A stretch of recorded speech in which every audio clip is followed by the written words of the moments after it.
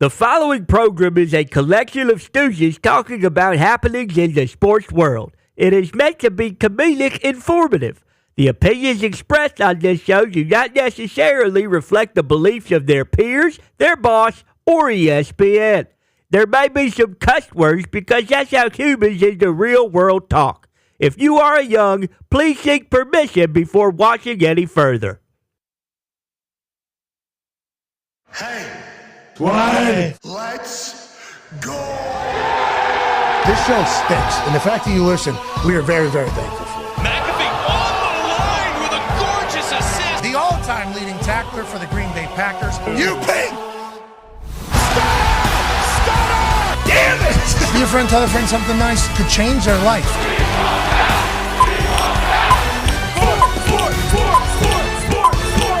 Hello, beautiful people, and welcome to our humble abode, the Thunderdome. On this majestic Overreaction Monday, March 3rd, 2025, this program starts now.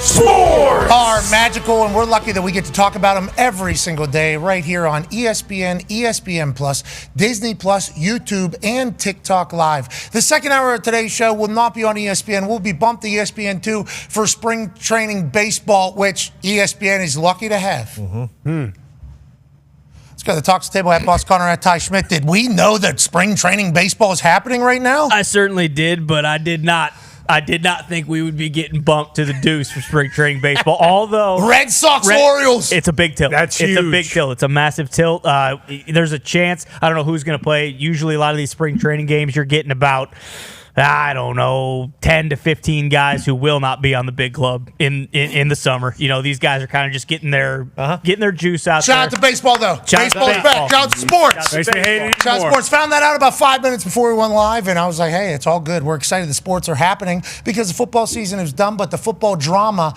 is only kicking off even more. Now, we're fresh out of a combine weekend, and we'll break down who had a big-time weekend here in Indianapolis and who maybe faltered a little bit, Will Howard. Who is potentially going to be moving up in draft stock and who's potentially going to be falling back to being an insurance salesman. We shall see in the middle of this drama time. Now, there are some teams that potentially are going to make some cuts or some moves because of a salary cap adjustment. We're in the middle of a lot of action right now. Speaking of, we'll be talking to Sean McVay, head coach of the Los Angeles Rams, in about 13 minutes or so. Massive story out of last week is Matthew Stafford is back with the Los Angeles Rams. We'll ask him about how we got there. What was the conversation like with Matthew on Friday morning that led to him getting extended, getting more money, and coming back to the Rams, who were just one play away from beating the Philadelphia Eagles in the NFC divisional round. Then in the second hour, we'll be joined by Justin Jefferson.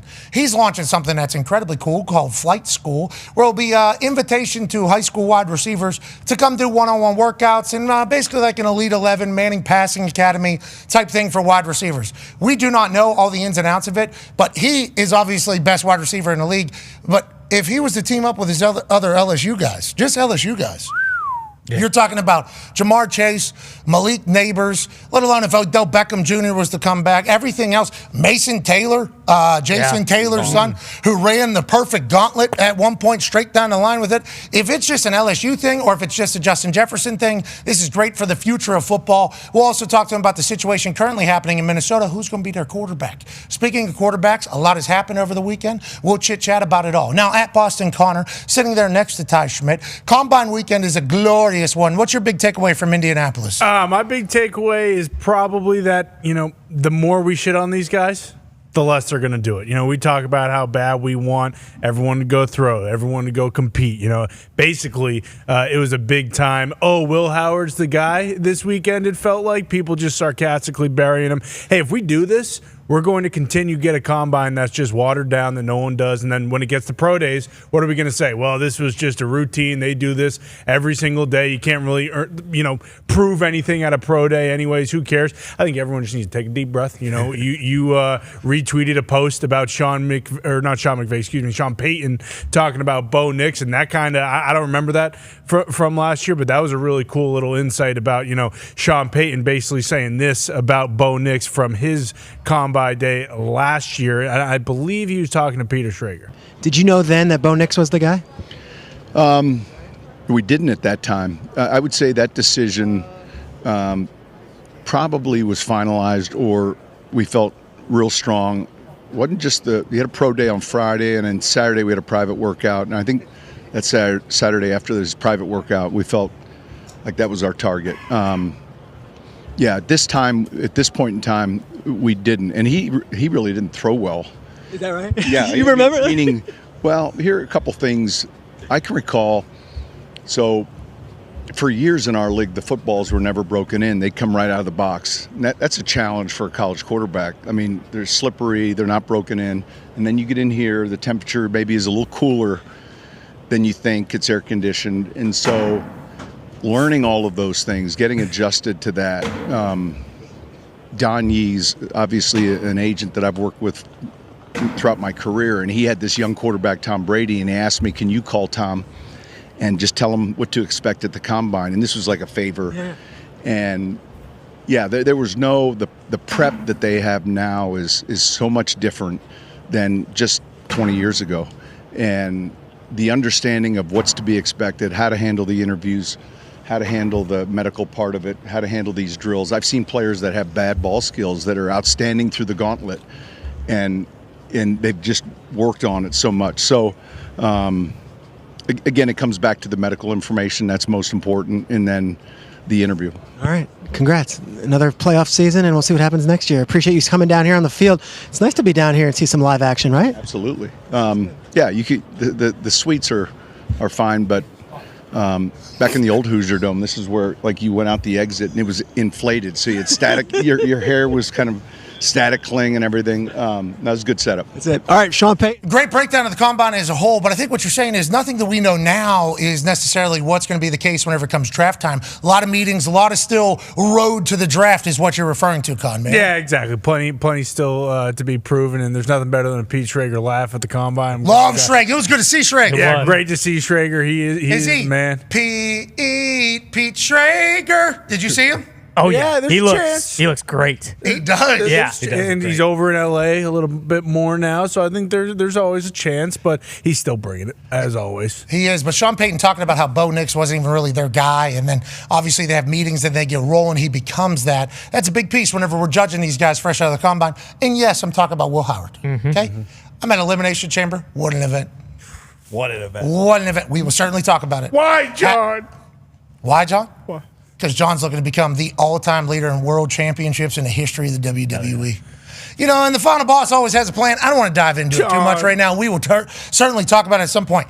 Great kick to the dick of Cody Rhodes. I mean, just perfect form, knee drive, straight into the boom, right into Cody. And then Travis Scott really brought one down. He did. With some sage in hand, smack in the face. And then the final boss giving the kill sign. Certainly interesting with the 2 up there. You know, there's a lot to be said about Elimination Chamber. Also, to Canada, I would like to oh no. You saw a soul get sold right there. No, John, no. Oh no, John. Sound. No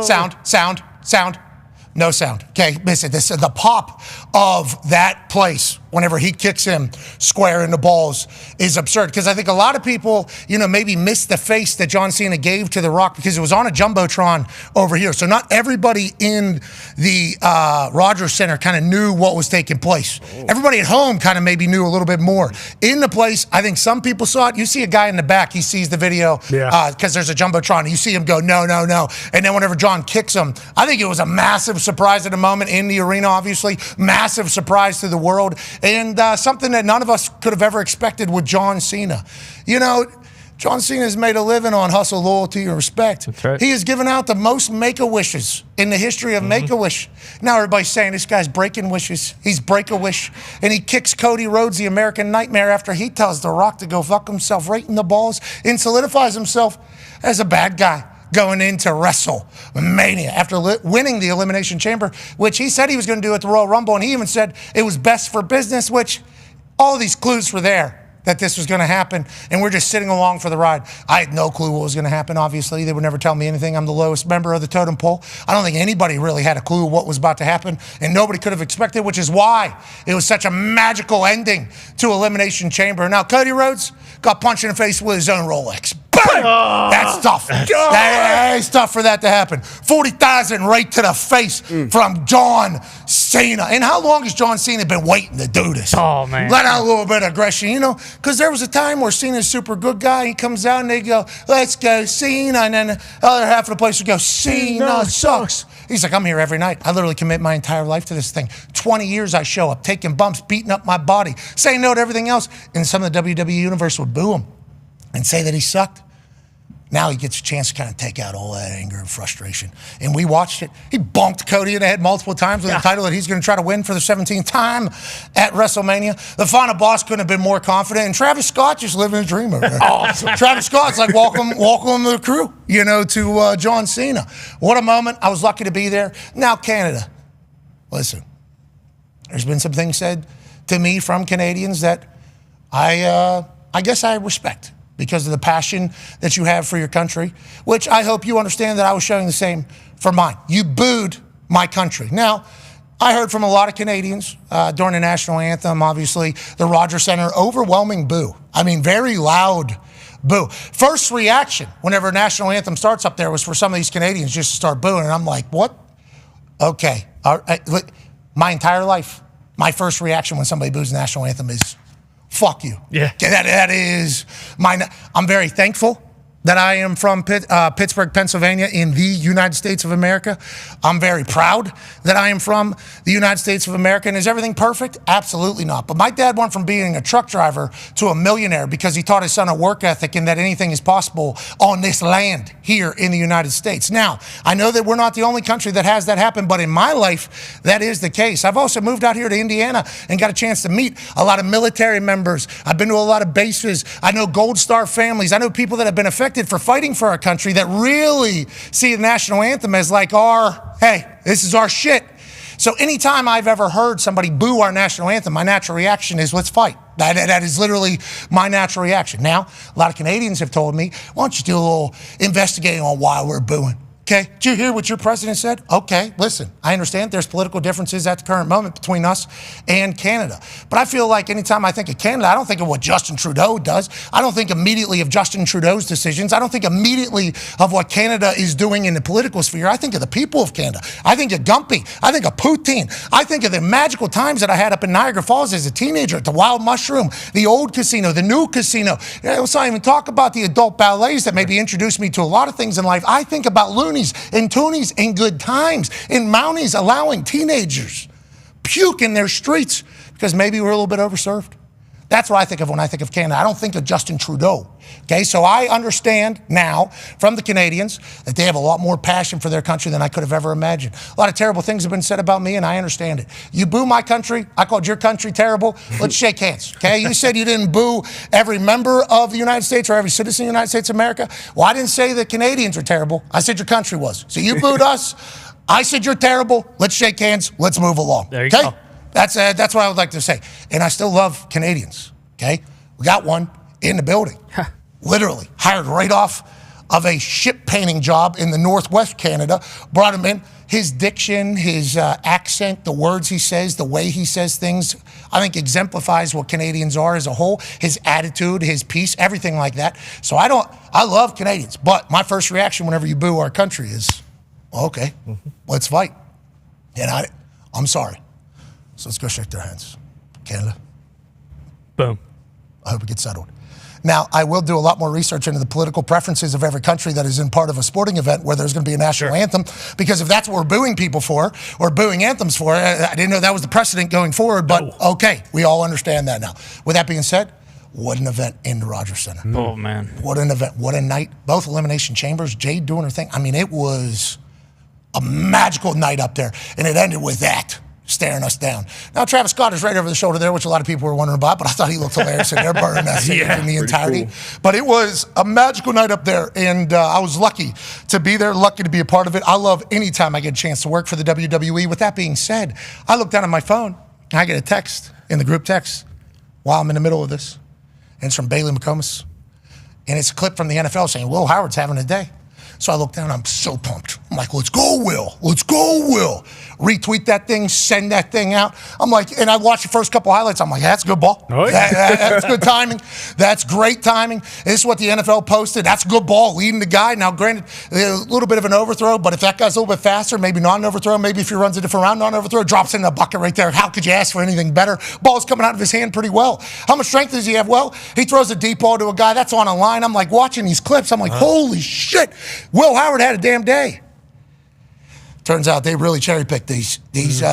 Will Howard had a terrible day. Will Howard had a terrible day out there, and I'm still a believer, but that's why that Sean Payton video is so important. We have no idea what's going to take place going forward, but we are appreciative to everybody that worked out, everybody that did their thing. On that note, one half of the Hammer, Dahn, Cowboys, AP Tone, and back with us, ladies and gentlemen, 9-year NFL vet, Darius J. Butler here. D-Butch, great to see you. Glad to be back. You look so cool. Very thankful you are back. Tone, D-Butch, who are some of the guys that we need to think about over the weekend for the Combine who had a good one, as opposed to, the ones that people are talking about saying these guys might be selling maybe jeans at Hollister coming forward. Yeah, let's go back to Thursday where it all started with the D-line and the linebackers. It started with Landon Jackson, who was 6'6", 270, jumped 40.5 inches and ran a 4.6, was just insane. James Pierce later that day, the edge out of Tennessee, he ran a 4.47 at 245. He is going to lock in as a first rounder. And the winner of that day on Thursday was Texas A&M D lineman Shamar Stewart, who basically had the exact same numbers as Myles Garrett, working out at the combine. A 40-inch vert, was 6'5", 270, 10-11 on the broad, and ran a 4.6 40 D-Butts. Yeah, absolute freak show. Now, the question here you guys talked about on the show last week, production questions about how do you only have 4.5 sacks in 3 years in college. But even with that being said, he'll still be a top 10, top 15 pick. When you put on a show like that, you have those measurables, you have that freak show over showing at the combine, you will go top 10, top 15 because these coaches, these GMs will take a chance on you. Yeah, let's go to Friday when it was the tight ends and DBs. Pat mentioned Mason Taylor, who was awesome. Also, tight end Terrence Ferguson. We talked about him on Friday out of Oregon. He was the number one tight end in all testing. He dominated. And then Nick Emanwari, the safety out of South Carolina, just an absolute freak. He was 6'3", 220 with a 43-inch vert. It ran a 4.38. He was absolutely moving. The fastest DB of the day, who we actually talked about on Friday as well, was Maxwell Harrison out of Kentucky. He ran a 4.28 with a 39.5-inch vert. And then the first rounder out of Texas, Jahdae Barron, he ran a 4.39, which was a great time for him. Yeah, we saw him play against Ohio State during this run, and great corner, big corner, can play inside, can play outside, play slot, play safety, and play the outside corner last year, where he won the Jim Thorpe Award. Obviously, that's awarded to the best DB in the nation. So I think this guy as well will be a top, probably 12, 15 pick. I can see him at the Saints. I can see him at the 49ers, a big physical corner that can cover and that can show up in the run game and tackle. He showed he wasn't scared all year long, physical player. And I didn't expect him to be that explosive or test that well here in Indy, but he did. So he made himself a lot of money. Yeah, let's go to Saturday, which I believe is the most exciting day of the Combine. It is the quarterbacks, the running backs, and the wide receivers. Let's start with the wide receivers. Missouri wide receiver Luther Burden had a really nice day. A lot of people thought he ran faster than he would at 4.4. Both Iowa State wide receivers, Jalen Newell and Jaden Higgins, they both had a really nice day. Dante Thornton, the wide receiver out of Tennessee, he is 6'5", 205, and he ran a 4.3 flat, which is just absurd at that size. That's good. But the guy that probably made the most money on the day was Texas wide receiver Matthew Golden, who ran a 4.29 official, solidifying his first round. D-Bud? Yeah, made himself a lot of money. Now, he could do everything. He could run routes from the inside. He could run routes on the outside. He ended up being Texas' number one wide receiver. Bond went down, transferred from Houston, went to Texas, played his ass off. But once again, another guy did not expect to go sub 4.3. I know his teammates said he was going to break. That was tough. That was tough. You can't be doing bad. that. You can't talk that shit and go. He didn't run a bad time. He ran a good time when you come out and say that. But with that being said, Golden, special receiver. He'll be probably a wide receiver 2 or 3 off the board. Let's go to the running backs, who a lot of people say is one of the deepest positions of the draft. They proved it on Saturday. Daniel Jeremiah said literally every single running back who ran and worked out performed well. Like, there was no one who worked out bad. But some of the highlights. Bayshell Tootin, 5'9", 206 out of Virginia Tech. He ran a 4.32 with a 40.5-inch vert. He was the fastest running back on Saturday, which was awesome. With David Spade on the call, Yeah, with with Rich and David. Daniel Jeremiah, who had a fantastic weekend, by the way. Great work, boys. Yeah, David Spade looks super cool in those sunglasses. And thanks for coming to town. David Spade did a fundraiser for a local organization here, I think for free, so we appreciate the hell out of him. Thank you, David. A lot of people thought Travion Henderson was going to test really well. He did, okay? But a lot of Quinshawn Judkins out of Ohio State, he was 6 foot 220. He looked good. He ran a 4.48 in the 40, which I think surprised a lot of people, him being that fast at that big. And then the exact same height and weight, 6 foot 221 out of UNC, Omarion Hampton, who's a lot of people's number 2 running back behind Ashton Genty. He also ran a 4.46. So those big boys were moving. Yeah, you mentioned number 2 running back. I've been hearing some Whoa! yes, sources Okay. saying he could possibly be the first running back off the board, which would be crazy with the season that Ashton Genty had, Boise State being a Heisman runner-up. This guy is freaky talented. His numbers, freaky athlete as well. Back-to-back years of 15 rushing touchdowns on the ground. I mean, just a special talent coming out of UNC. So, yes, it was surprising to me to hearing that he's the top running back on a lot of offenses board. Probably has something to do with his pass protection and being able to catch the ball out of the backfield. So he's a full 3-down running back. That should be another first rounder. Yeah, overall it was a great combine. Some of those were just some of the guys that stood out. We'll talk about some of the quarterbacks later. So those were Quinn awesome. Ewers spun it. He did. That's what everybody's saying. Same with Jackson Dart. Had a great one. Kid from Louisville struggled a little bit. Will didn't have his best day. I assume the meetings were fantastic, but there was a couple quarterbacks who actually chose to throw who had big-time days. We cannot bury every quarterback that has a bad day out here, though, because none of them will throw. That is just a matter of a fact. So congrats to these boys. Joining us now is a man whose opinion matters a lot more than ours. Yeah. He's a Super Bowl champion head coach, Ohio guy, former MAC wide receiver, greatest hair that a head coach has ever had. Ladies and gentlemen, from the Los Angeles Rams, Sean McVay. It's about time you guys had me on, man. You have all my guys on. I'm sensitive. This is the first time I've been invited on here with you guys. Hey, shout out to Artis. Okay, he and I had a great conversation. Shout out to Artis. Shout out to Artis making this happen. And also, thank you for making time for us, especially in the middle of a very busy time, I assume, for you. Let's talk about what we just went through with the Combine. You were one of the first coaches after you guys won the Super Bowl that said, you know what? With the way technology is, I'm going to stay back. I'm actually not going to go to Indianapolis, but our scouting personnel and everything else like that would travel out there. What is the Combine to you, and what should we take away from everything that we just kind of rattled off right there for you in your mind, Sean?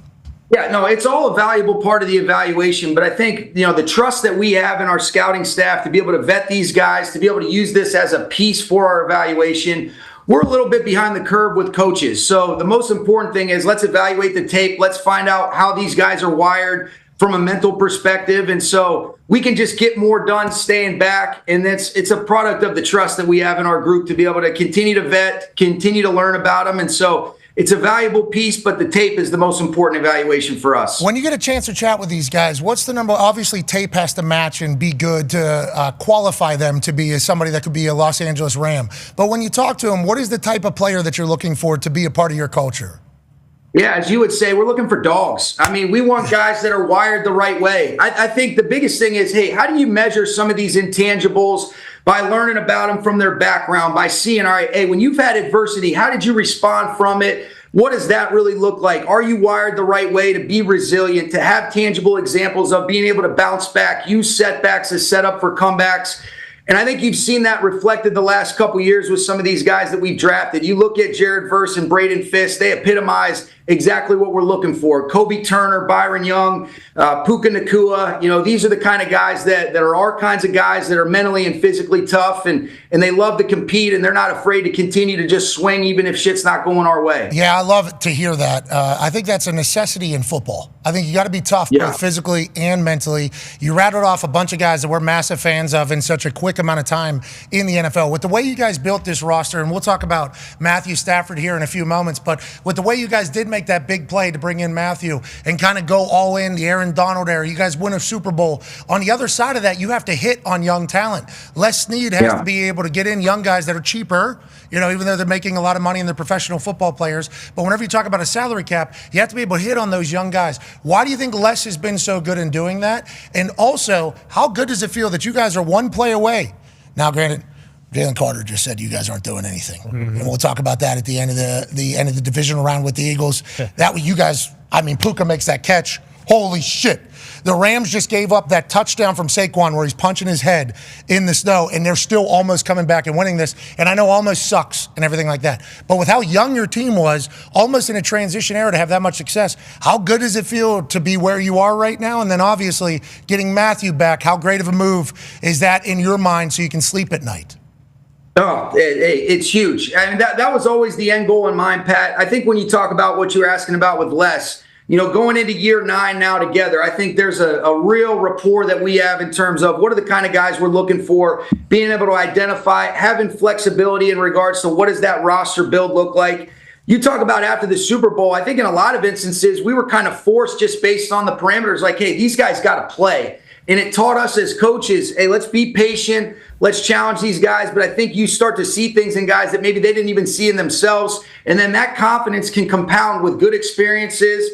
We're getting better and better. I think we're able to learn from our mistakes and keep stacking good decisions. But, that game was a battle back and forth. I think we all felt like we were winning that game 29-28. Ultimately, they got it done, and they looked pretty damn good in the NFC Championship and the Super Bowl, and that really chapped my ass, too. Yeah, I could see how the Philadelphia Eagles just became an absolute wagon. Oh, yeah. Just beating the hell out of everybody except for the Los Angeles Rams, which is what the conversation was whenever we were hearing that Matthew Stafford was able to kind of go and listen to what the rest of the NFL was saying, both financially and what situations were available. Everybody was attacking it from different angles, obviously, because it's Matthew Stafford and it's the Los Angeles Rams. But a lot of it was, what is going to be a better opportunity to win? And it feels like you guys are set up to win right now. Is that what you're telling Matthew Stafford when you meet with him on Friday? Or how does that conversation go inevitably for him to end up staying and extending as opposed to going elsewhere? Yeah, I think we always felt like that was the end goal, Pat. And really what it boiled down to was there were some mistakes where I had some growing up to do, some things I could have handled better in the midst of going back a few years when we traded for Matthew and sent Jared to the Lions. And so it was about communication. Let's be clear, open, and honest. Let's have the dialogue. Let's understand the end goal in mind is always to get you back here. And so that's really what that entailed. I think there was a lot of narratives out there, and because of the caliber of player he is, there was a lot of stories. But I don't think either Matthew or myself ever really felt like this was a direction we weren't going to go. And sometimes when you really care about people, you can have real conversations, and I think it's going to be even better moving forward. And when you see what ends up coming of it, you're going to really see, man, this is a selfless decision on his part, and this is really good for the Rams for how we move forward and keep building around him, with him being able to play, his best in the most important moments, and I sure don't take that for granted. I assume you just alluded to what the contract is actually going to be whenever it is announced, because it was reported, I think, by Rappaport after he got his ass beaten at Starbucks, but did not call but he did not call NFL security, and there was no physical altercation. But I think he reported about the amount of money that he turned down elsewhere to stay with the Rams. And we all just kind of joked about how bad moving sucks and like what is the tax to even pick up your family and move somewhere else.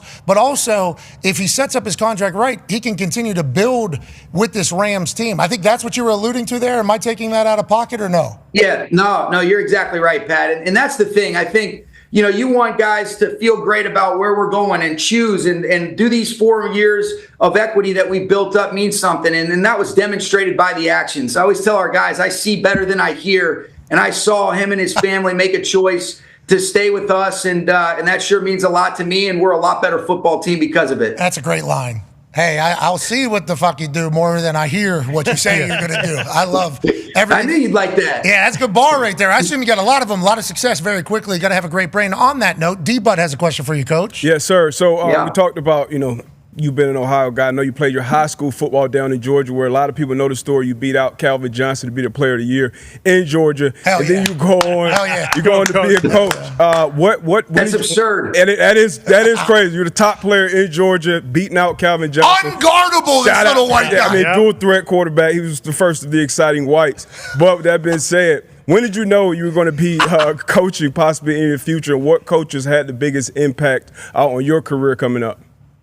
Yeah, I mean, I've been really fortunate, D-Butt, in terms of just being around guys that were willing to invest in me. My grandfather was a huge influence on me. My dad's one of the best leaders I've ever seen. The one thing I will say about the Calvin Johnson thing, I think my dad was the head of the voting committee. So that's a little nepotism award. We love that. We love that. Hey, don't let the truth get in the way of a good story, though, right? Hell no. It's I will say this though, being able to get into the business as early as I did, my grandfather, the Gruden family, being able to work for Mike and Kyle Shanahan. I just been so fortunate to be around people that said, hey, let me put my arm around you, let me teach you, and then you see what it looks like to do it the right way. And that's been a huge thing that I don't take for granted. I realize how blessed I am, and really it's all about, it goes back to my grandfather and the legacy he set for our family. Yeah, football family, football guy, and we got some football highlights of you. Calvin Johnson had no chance. You see what this guy's doing? You see what these knees are doing? It's terrible. Terrible. Yeah, right. Hey, look at the DBs chasing me, man. I mean, this is not the same level of competition that Calvin had. That's a strike. I don't know though. Look, that was like a 6A Texas. That wasn't your best throw. Look at the form. Wow. Look at the form. High ball. Good drop. Look at that strike. Hey, this is. Aaron Rodgers. I got some better ones than these, though, man. We got to get some real ones. I'll tell you, we did not create this. We certainly found it. That was a dime. Yeah. Listen, stop selling yourself short. Your dad said, listen, my vote might be worth 2, but the boy had a good year. The boy had look at the knee drive. Over there. Hey, let's have a little bit more respect. Sean, dog. I'm any sudden movement right now, I'm pulling my hamstring for sure. Do you still run routes and stuff in practice? I remember that story coming out. I'll get out there. Oh yeah, I've been working out with Whitworth at his gym. I haven't worked out like this in a minute, but I'm trying to stay like you guys over there. Well, I'm taking science. You should do the same thing. Ty has a question about coaching and those who coach with you. Yeah, Coach, I'm sure you've heard the adage now where it's like someone gets hired and it's, hey, they had a cup of coffee with Sean McVay. That's the reason, that they're getting a head coaching job. You've had a bunch of assistants get head coaching jobs elsewhere. Obviously, one just happened this year as well. At what point did you recognize, like, hey, I better not get too comfortable with my assistants because they're going to be looked at in a pretty solid light from what they've done here, and they're going to get out of here and get opportunities elsewhere? And how difficult is it? Yeah, it is difficult, but I will say this. When you're in the right headspace, it's the best thing that ever happens because all these guys, whether it's the Kevin O'Connells, Raheem Morris, you look at Liam Cohen end up getting a job, Matt LaFleur, Zach Taylor, these guys have been instrumental in our success. They've poured into me, into our group. And I think when you really look at it, what it does is it attracts high caliber people. I'm able to always learn from the guys that come through here. Does it make it challenging that basically everybody's been here in some form or fashion? They're sprinkled around the league. It does, but it's also the most rewarding thing. And you can see that the culture is translatable to what's authentic to these guys. There's an urgency, there's an enjoyment with how we go about this stuff. And I'm so proud of those guys and just proud to be a small part of their journey. But it is a pretty cool thing. How old are you now? 39. You're an old grizzled vet now. I know. Wow. I'm going into year 9. Now, I'll tell you what, this coaching shit is like dog years. I mean, sometimes I feel like I'm 80 years old. And, there's certain times where I say, hey, let me just come on as a guest and kick it with you. But I love this stuff. I mean, it's the best. It really is. And I think having a little boy has given me a perspective that has really changed the way you go about it, the appreciation and the purpose and the perspective that's necessary. And that's a pretty cool thing, Pat. Becoming a father is amazing. I have about to be a 2-year-old baby girl or a toddler, I guess now. I don't know all the titles. You fucking get it. But she's about 21 months old, going to become a 2-year-old. Didn't know if I ever really wanted to have a child. I thought I was a little bit too selfish probably to have a kid. My life a little bit too busy. Then I meet my wife. My wife would be the perfect mom.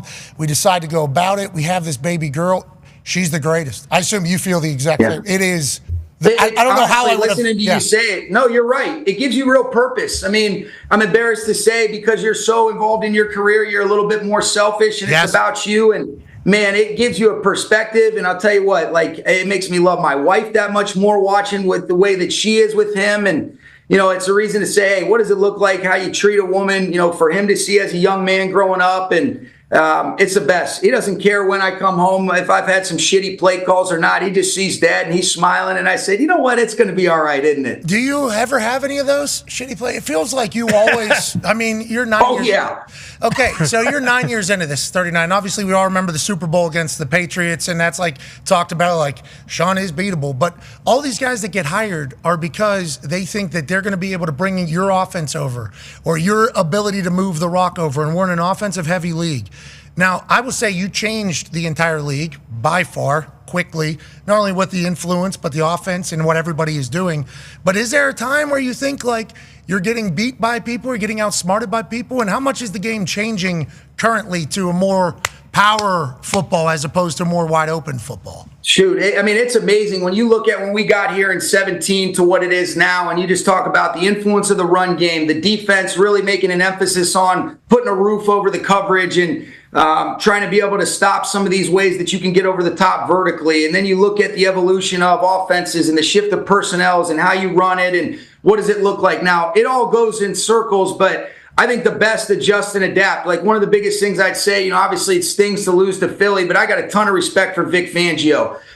2018, they were the best defense when he's running the Bears defense. 2022 or 2024 this past year, he's running the Eagles defense. You see foundational principles that are in alignment with what he's always been, but it was illustrated in a different manner. That to me is greatness from a coaching perspective, adjusting and adapting. That's what we try to do. What we were in 17 to what we are going to be this year is going to be a lot different. And if you don't adjust and adapt, you're going to get exposed. And you alluded to that Super Bowl. That was a humbling night. You go from boy wonder to boy blunder in a matter of 60 minutes.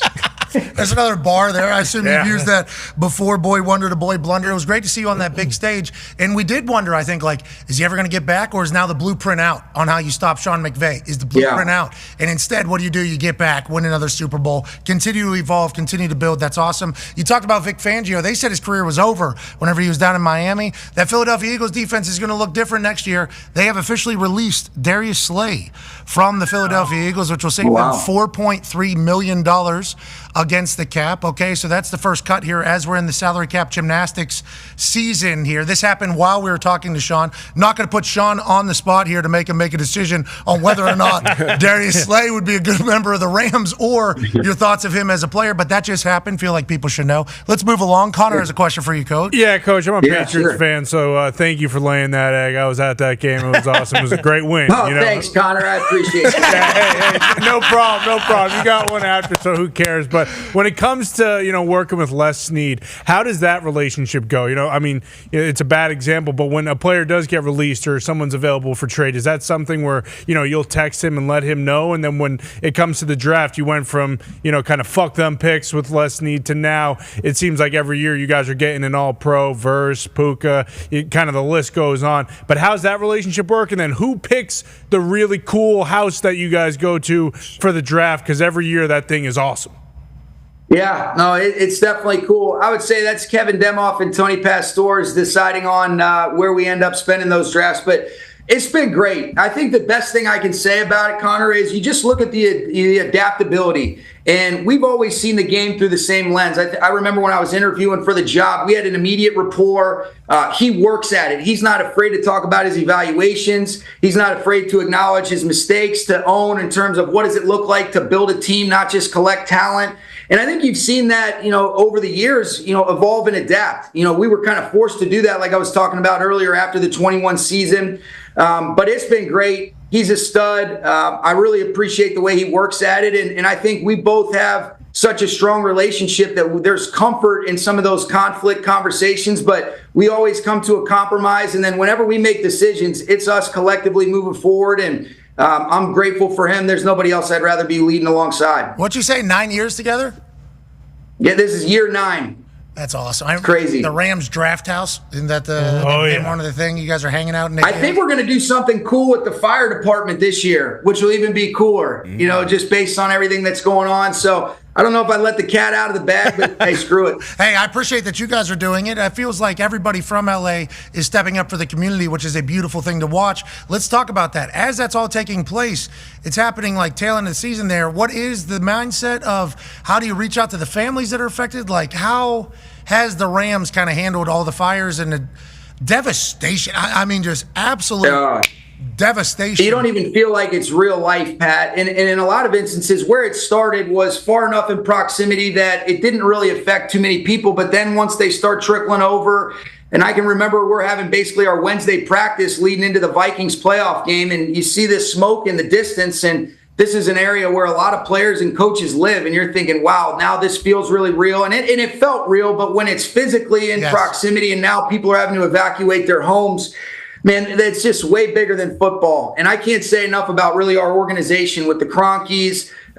So many people deserve a ton of credit for being able to say, all right, hey, let's gather everybody. Let's make sure that we're able to get to Arizona. Tyler Higbee had a great line when we were boarding that flight and people were bringing, all their family, some animals were on there. It was like boarding Noah's Ark going to Arizona. But it was an incredible display of the team coming together. And really what I wanted to see from our group, I wasn't worried about necessarily winning and losing, but let's represent, let's be a group in terms of how we compete, how we represent this city for what it looks like, for what's great about sports. And our guys did that really each of the next 2 weeks. And even though we came up short of Philly, I'm damn proud to be associated with that group. And that was some real stuff that's way bigger than football. Yeah, beautifully stated. And thank you for sharing all that behind the scenes with us from watching along, because obviously it captivated, and by captivated, I don't mean that in a positive way, captivated all of us about the devastation that's happening and how quickly everything can kind of take place. And now life happens as well. So you got to keep rolling ahead. You're 39, but the way you speak is that of like a 65-year-old. So profound. And the way you talk is great, which is why everybody, ourselves included, think that you're going to go to TV. And you look at Madden, what Madden was able to accomplish in such a quick career as a young guy with the Raiders and then transition into TV, transcending society basically into a football place. His name is going to ring, synonymous alongside the NFL forever because of his work in the booth and then obviously as a coach.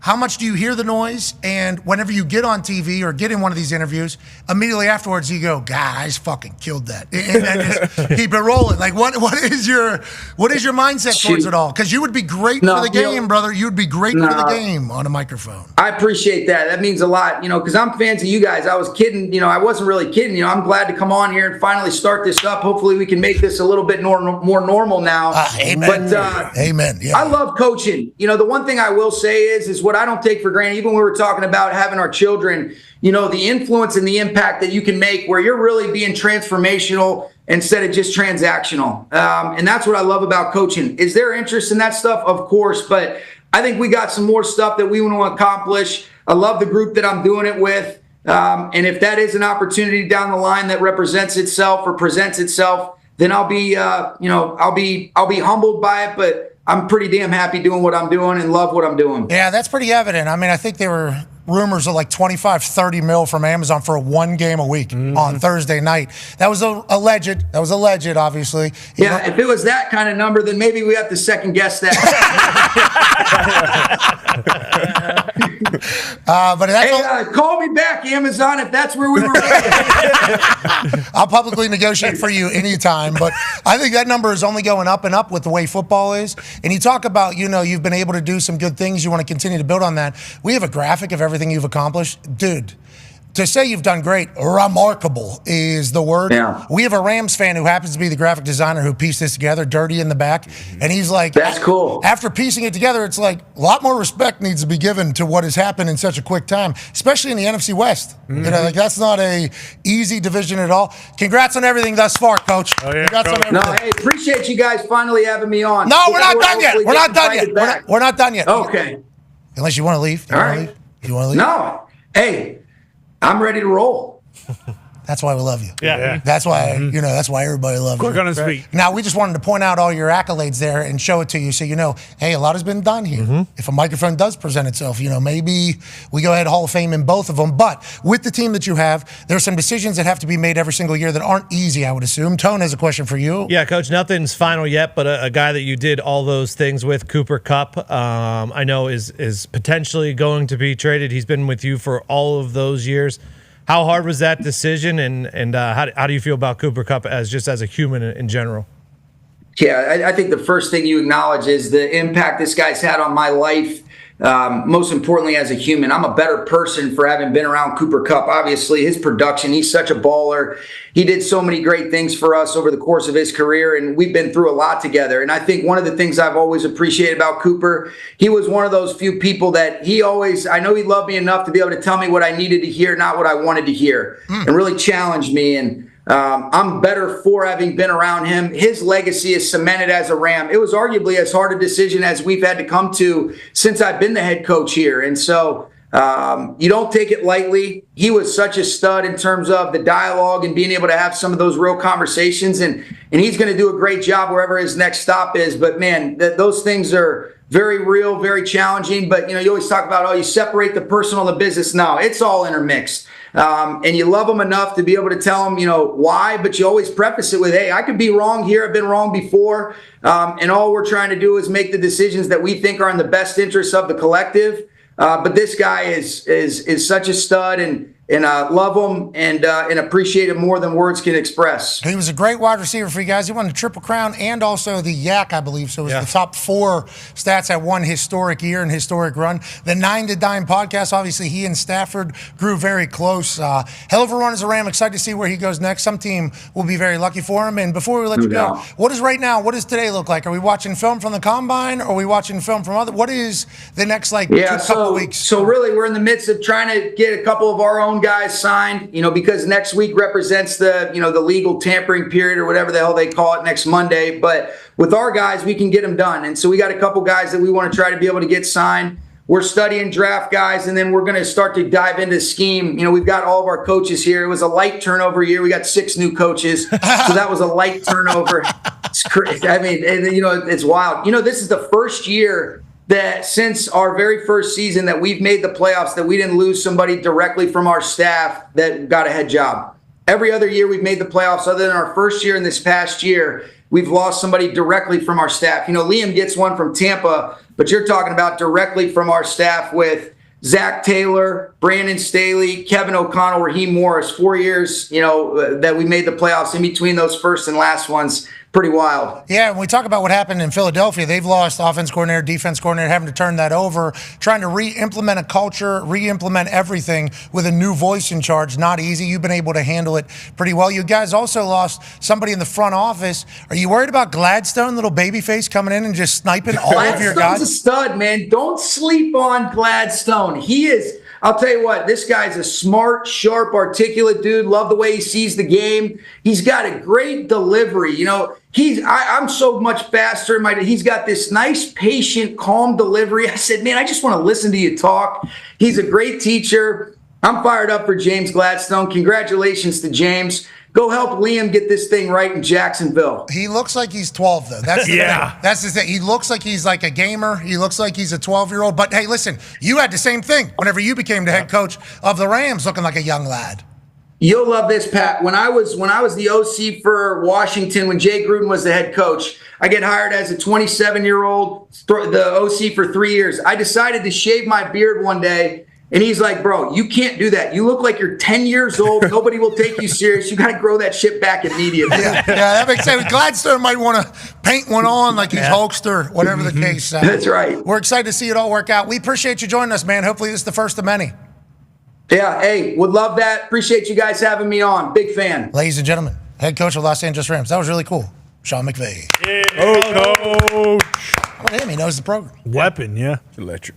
That is electric. Yeah. Those highlights, too. And we would be okay if we were the ones getting credit with dogs. Yeah, sure. You know what I mean? We'd nowhere near created it. Been around a very, very long time.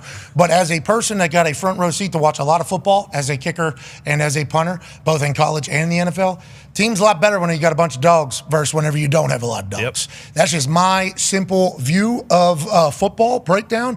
And him being like, same, brother. I feel the exact same way. Need dogs. How do you find out if a guy's a dog or not at the combine? Legitimately, that is like the most. You can't at the combine. I think that's the most important piece of information. Legit. You can talk to him in the background, but for me, it's like the players that play with him, probably that are already on your team or in the NFL, coaches that have coached them. And then like you said, the most important part of the process is the film. You turn on the film, you can tell the guys that want to compete. And once you get to the combine, if a guy doesn't throw, doesn't run, or doesn't do drills, that doesn't tell me anything about who they are as a competitor. You turn on that film, you ask the people around them, and you'll get your answer pretty soon. I feel like a lot of it has to do with where you come out of. Like it used to be Bama, but now like the Eagles and Howie. He trusts taking Georgia guys because he knows if they are starters and if they are good enough to play and to get to the combine and to the draft, they're like, oh, this guy has to be a dog just coming out of that program with Kirby. So I feel like definitely the pedigree and where you come from, stuff like that, Yeah, I agree. How you're taught, that's like Bill Belichick's big selling point. down there in Lombardi. Yeah, it's like, sure. hey, whenever you get a UNC guy, you're going to get a pro. You're going to get a guy that's ready to work. We're going to kind of do the sifting out of personality for you. I think that's a good thing to have as a university. Now, will they have enough patience to get to that point? Like it takes a little bit, especially in this new world with the transfer portal and NIL and the ability to bounce if you're not happy after, I don't know, a week. You can just kind of do your thing. Will UNC be able to build it quick enough? I hope so. Obviously, because we love Lumbo. And also, you know it. You know what's happening. You know more than anybody. UConn guy. You talk about a hard edge. Are we sure? We still trusting the climb? Right now? We're not trusting. No, we're not. We're doing hill climbers, brother. We're not just trusting a climb. We're doing the damn climb. Okay, it's a little bit different. Thank you, Neil Brown, for your service to West Virginia. You're an absolute kind man. With that being said, yeah, we're getting dogs back in Morgantown. Okay. And maybe there were a few that were there throughout the years. Obviously, Neil was able to produce some NFLers, and Zach Frazier, obviously the most notable up there in Pittsburgh. I have nothing but respect for the guys that came out of West Virginia through the Neil Brown era. It's just going to be a little bit different going forward. We're going to be looking for a little different attitude, a little different mindset, a little different workouts, a little different practices, a little bit different everything, is happening out there from what I've been told. And it might take a little bit of time. It might take a little bit. Might need a up there. Usually year 3. That's what's happening with Matt Rule. He's thinking up there in Nebraska. It's happened in the past. It's not easy to build a culture or reset a culture, but when you do it, you got gold. And when you have it, hold on to it forever. Do not let it out of there. That is why him being 39 years old, if he wanted to run the McVay culture at the Rams for the next 30 years, he could. Yep. What a place for the Cronkies to be in as the ownership of that team. And obviously 25, 30 million seems to be the number if you're a TV company for Sean McVay. Let's move away from the NFL, shall we? We already talked about Elimination Chamber, which was electrifying. Shout out to John Cena, making the decision of his life. Come on, John. Decide time with our team with the final boss and Travis Scott and kick Cody Rhodes right in the balls heading into WrestleMania. After winning the Elimination Chamber, now he'll be representing the final boss and the boys. Excited to hear what their name is. Legit. Oh, my God, I know. There's a couple names that are just sitting right there that are easily usable, but we'll see what they do. Let's pivot away from those things. Let's go to the NBA. The NBA is happening. It is. NBA is happening in a big way, by the way,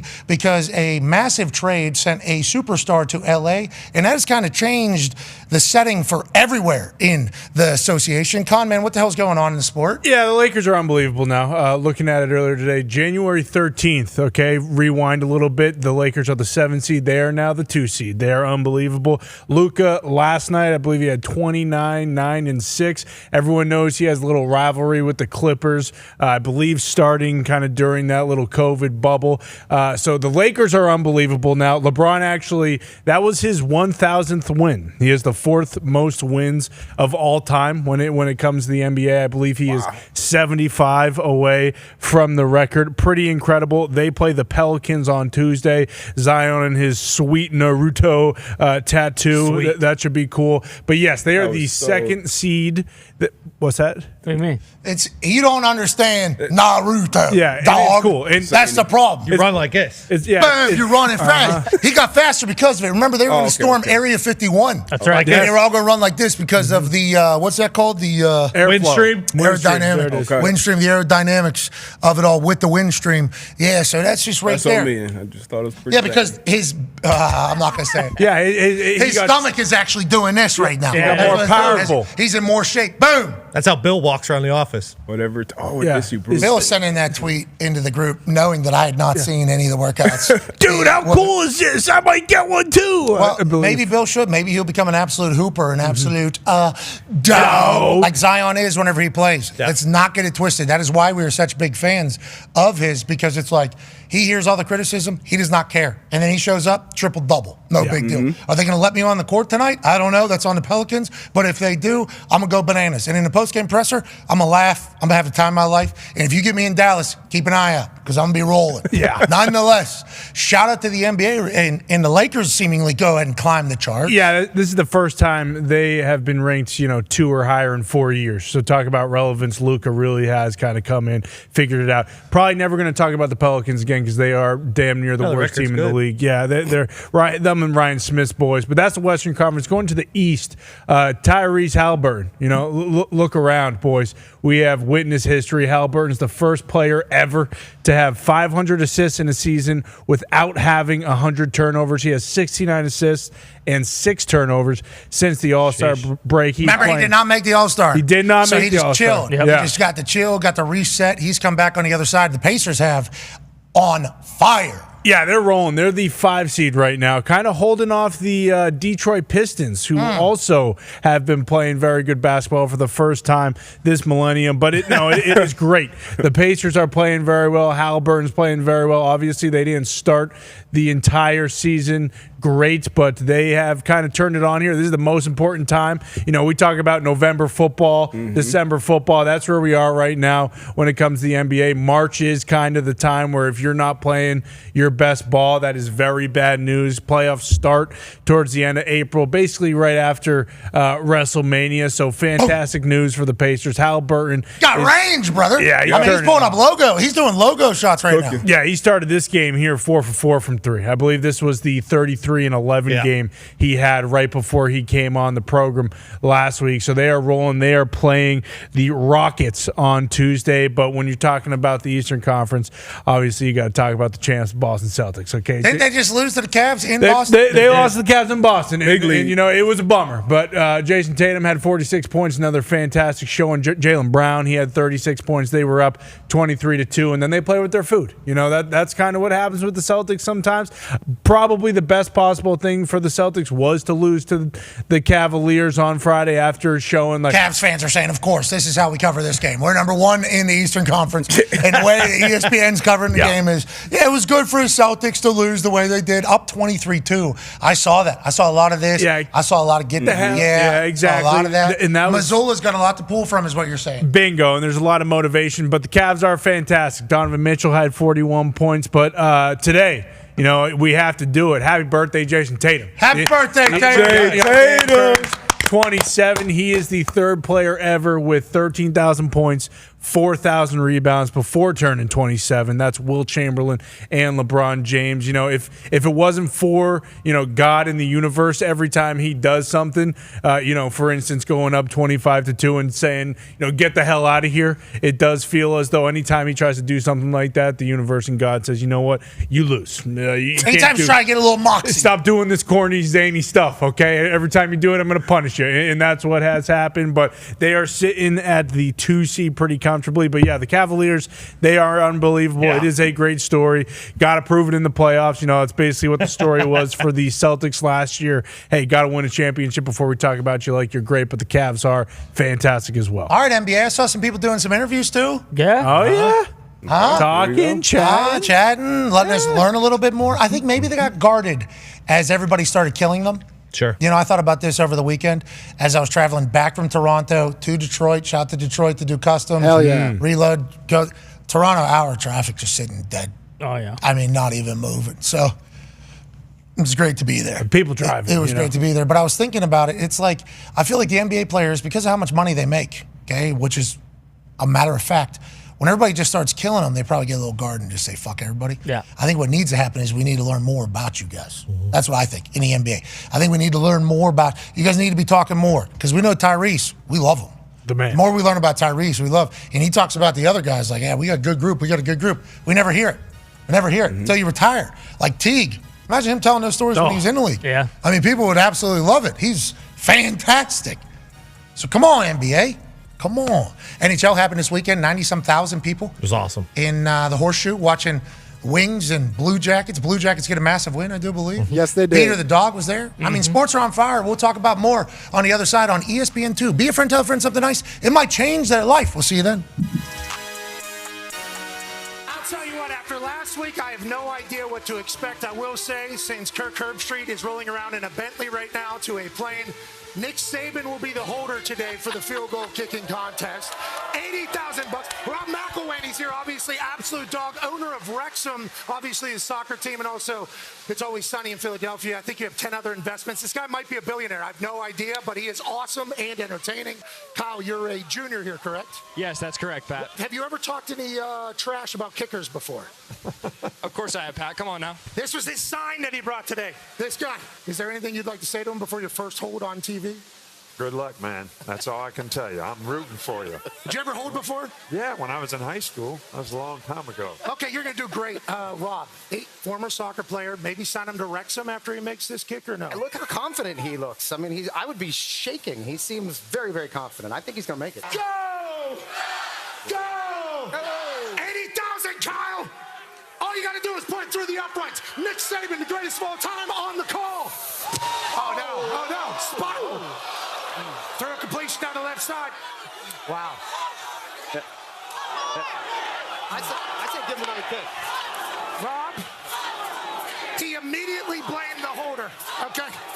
I don't know, but it looked like it was coming back. It wanted to come back. If it had a little bit more distance, it might have gone in. Coach Saban, does he deserve another kick, you think, or what? Oh, no, Steve, back throw. Another kick. I want to make Coach die. That's smart, yeah, make him play. Coach, you think he deserves another shot? Let's give him another shot. Okay. Make it. This one for $100,000, Kyle. Nick's looking out for me here a little bit of coaching. Rob, what was your right did you graduate? I did not go to college, so I've adopted Oregon as my home. If you were to go, would general social sciences be your thing? Hey, hold on, Kyle. Good luck. Come on, Kyle. $100,000 in Oregon. Oh,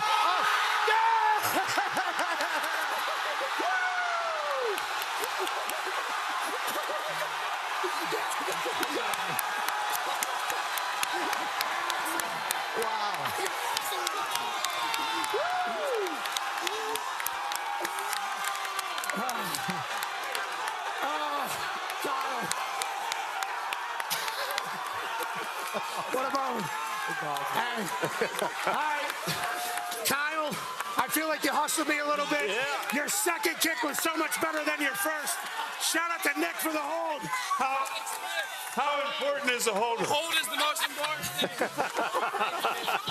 Great, man. Congratulations. That's great. This thing is getting expensive, Reese. The following program is a collection of stooges talking about happenings in the sports world. It is meant to be comedic informative. The opinions expressed on this show do not necessarily reflect the beliefs of their peers, their boss, or ESPN. There may be some cuss words because that's how humans in the real world talk. If you are young, please seek permission before watching any further. Hey, Why? let's go. This show stinks, and the fact that you listen, we are very, very thankful for. McAfee on the line with a gorgeous assist. The all-time leading tackler for the Green Bay Packers. You pig. Damn it! Be a friend, tell a friend something nice could change their life.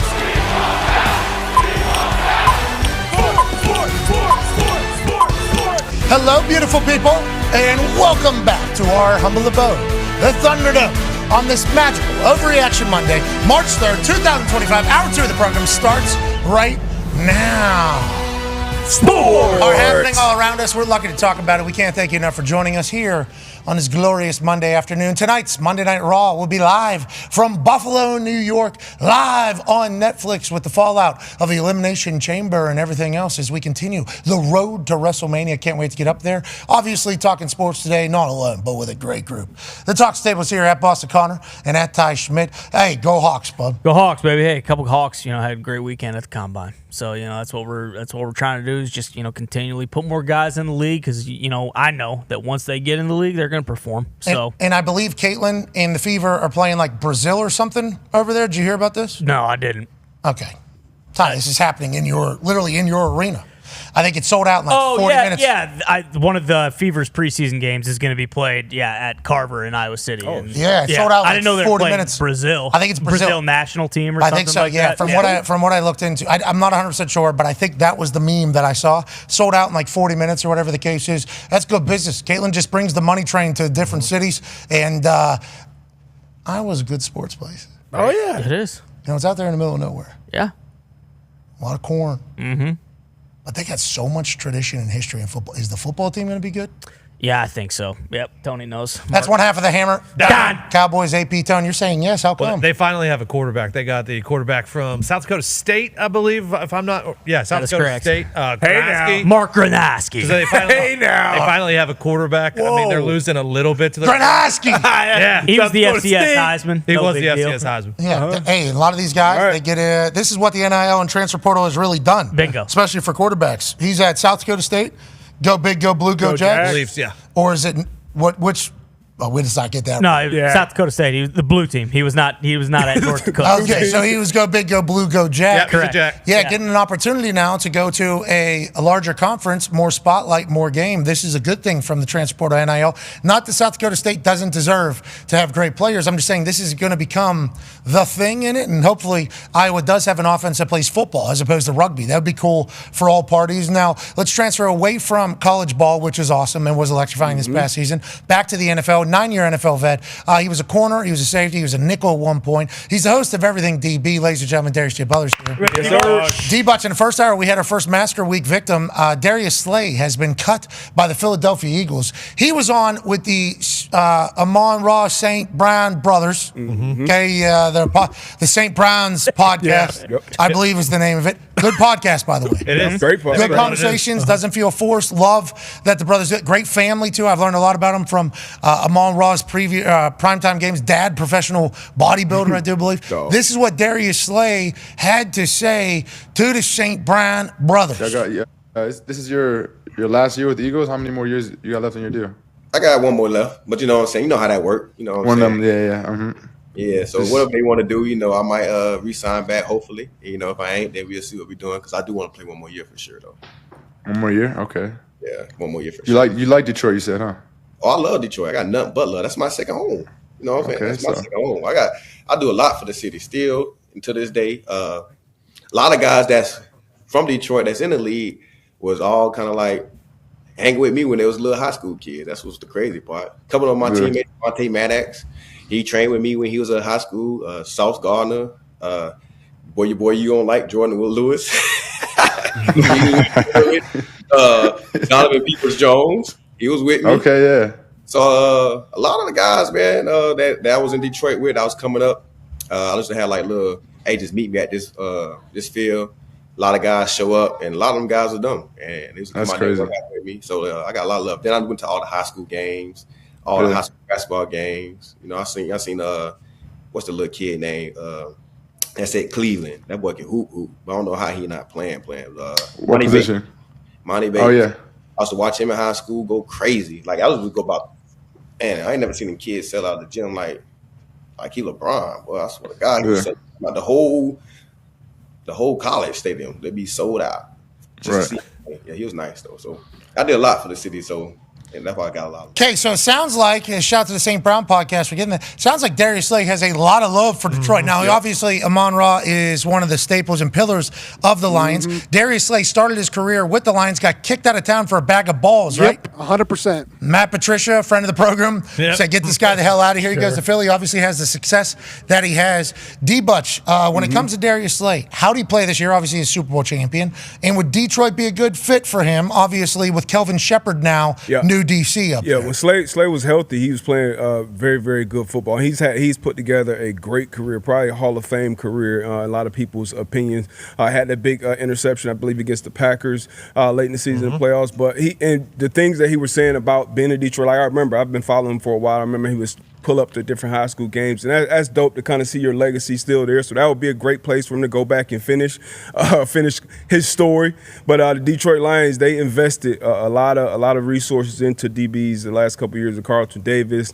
Robertson bringing him over from the Raiders, drafting Terrion Arnold in the first round last year. So I'm not sure how it would fit exactly on that team, but he would fit in any scheme. He's a smart guy. He can play. He can still run. He can still make plays on the ball. And he's great in the locker room, too. Great in the locker room. And it would be great. You know, winners, you always want winners in your locker room to kind of build that culture in those meeting rooms for young DBs. So I'm excited to see wherever Slay finishes his career. Ran into Kelvin Shepard last week at the Combine. Great to see him.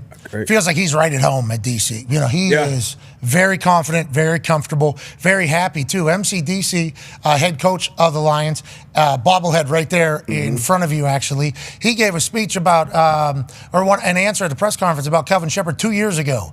Started giving him more and more and more to do because they thought he was on the trajectory to become a defensive coordinator. Aaron Glenn gets a head coaching job at the Jets. Kelvin Shepherd steps right in. How should that transition go for him, you think? And what should we expect from Kelvin Shepherd in that D up there in Detroit? It should be pretty smooth because it's obviously a different voice. And this is kind of, I think, what the Ravens have done for a long time. They promote within a lot. So it's easier to kind of keep that culture. You know what the standard is when you walk into that room. You know how they're going to be judged and graded, pursuing, no lacking off when it comes to running and chasing the ball, attacking the ball, getting turnovers. They just got to create more pass rush. But I think going from Aaron Glenn to Kelvin Shepherd, who's been on his staff for a while now, I think it'll be a pretty smooth transition, especially with Big Hutch coming back up front. So you guys aren't dead. I guess the Lions aren't dead. No, we're not dead. And if we learned anything from this last season when it comes to Darius Slay, you cannot have enough depth on the defensive side of the ball, so I would love to have him back in Detroit. A lot of injuries obviously happened to that Detroit Lions defense, and they continue to win. Let's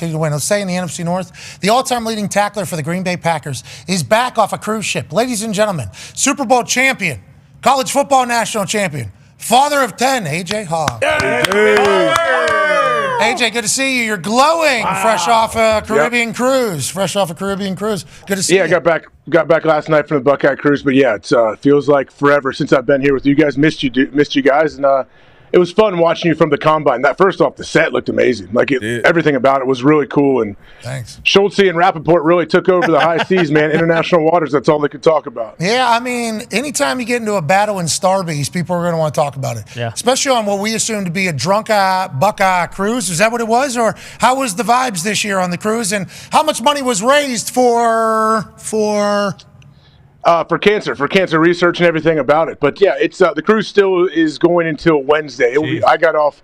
My brother came with me. We jumped off in Jamaica and flew home yesterday, but they will be going until Wednesday. So we'll see. I'm sure that it's already in the millions, but it will be a ton of money. Rude Boy took the Bumbleclot plane as soon as he could get back to Ohio. We appreciate you joining us. A lot has happened around the NFL, a lot of drama. Darius Slay now a free agent. What are your thoughts quickly here about him potentially joining any team now?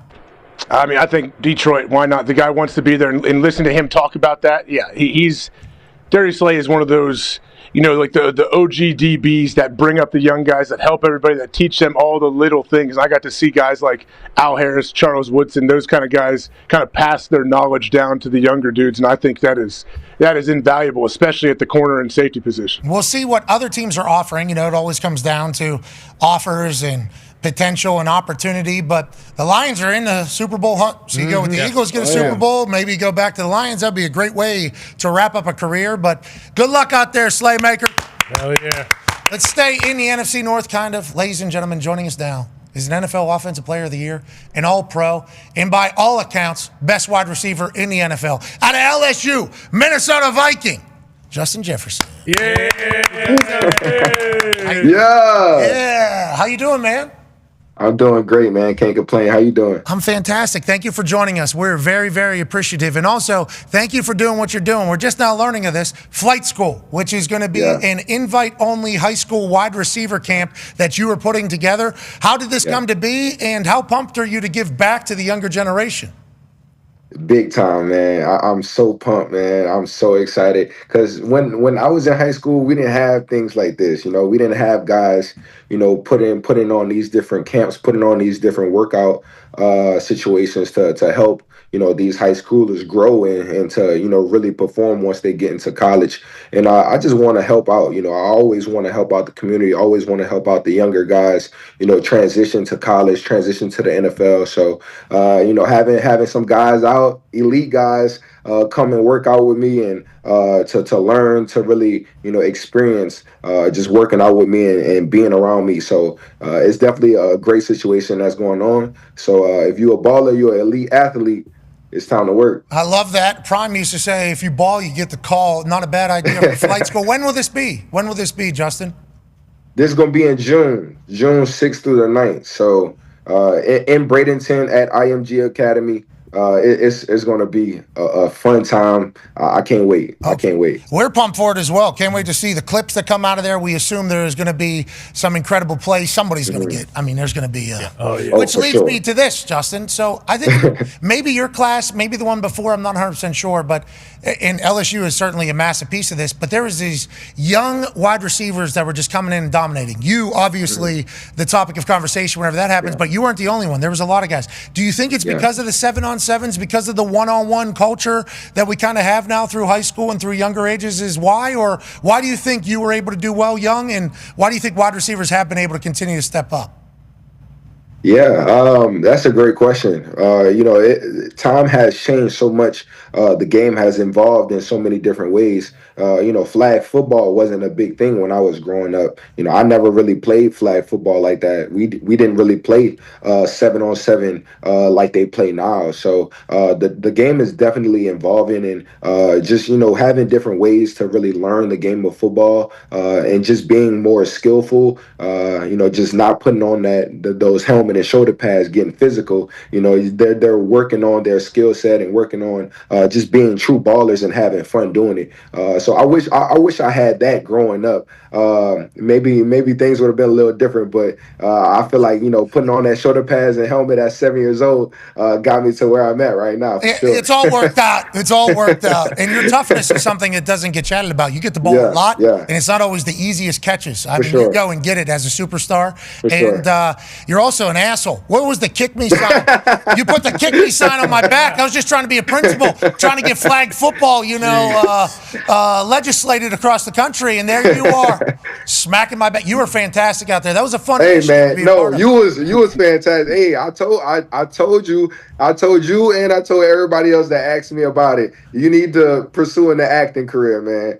Cause the makeup, everything was just top tier, man. Hey, I think you should. I want to see you on a movie screen one day, man. I want to see that. Yeah, you were hyping me up the whole time, and I appreciate that.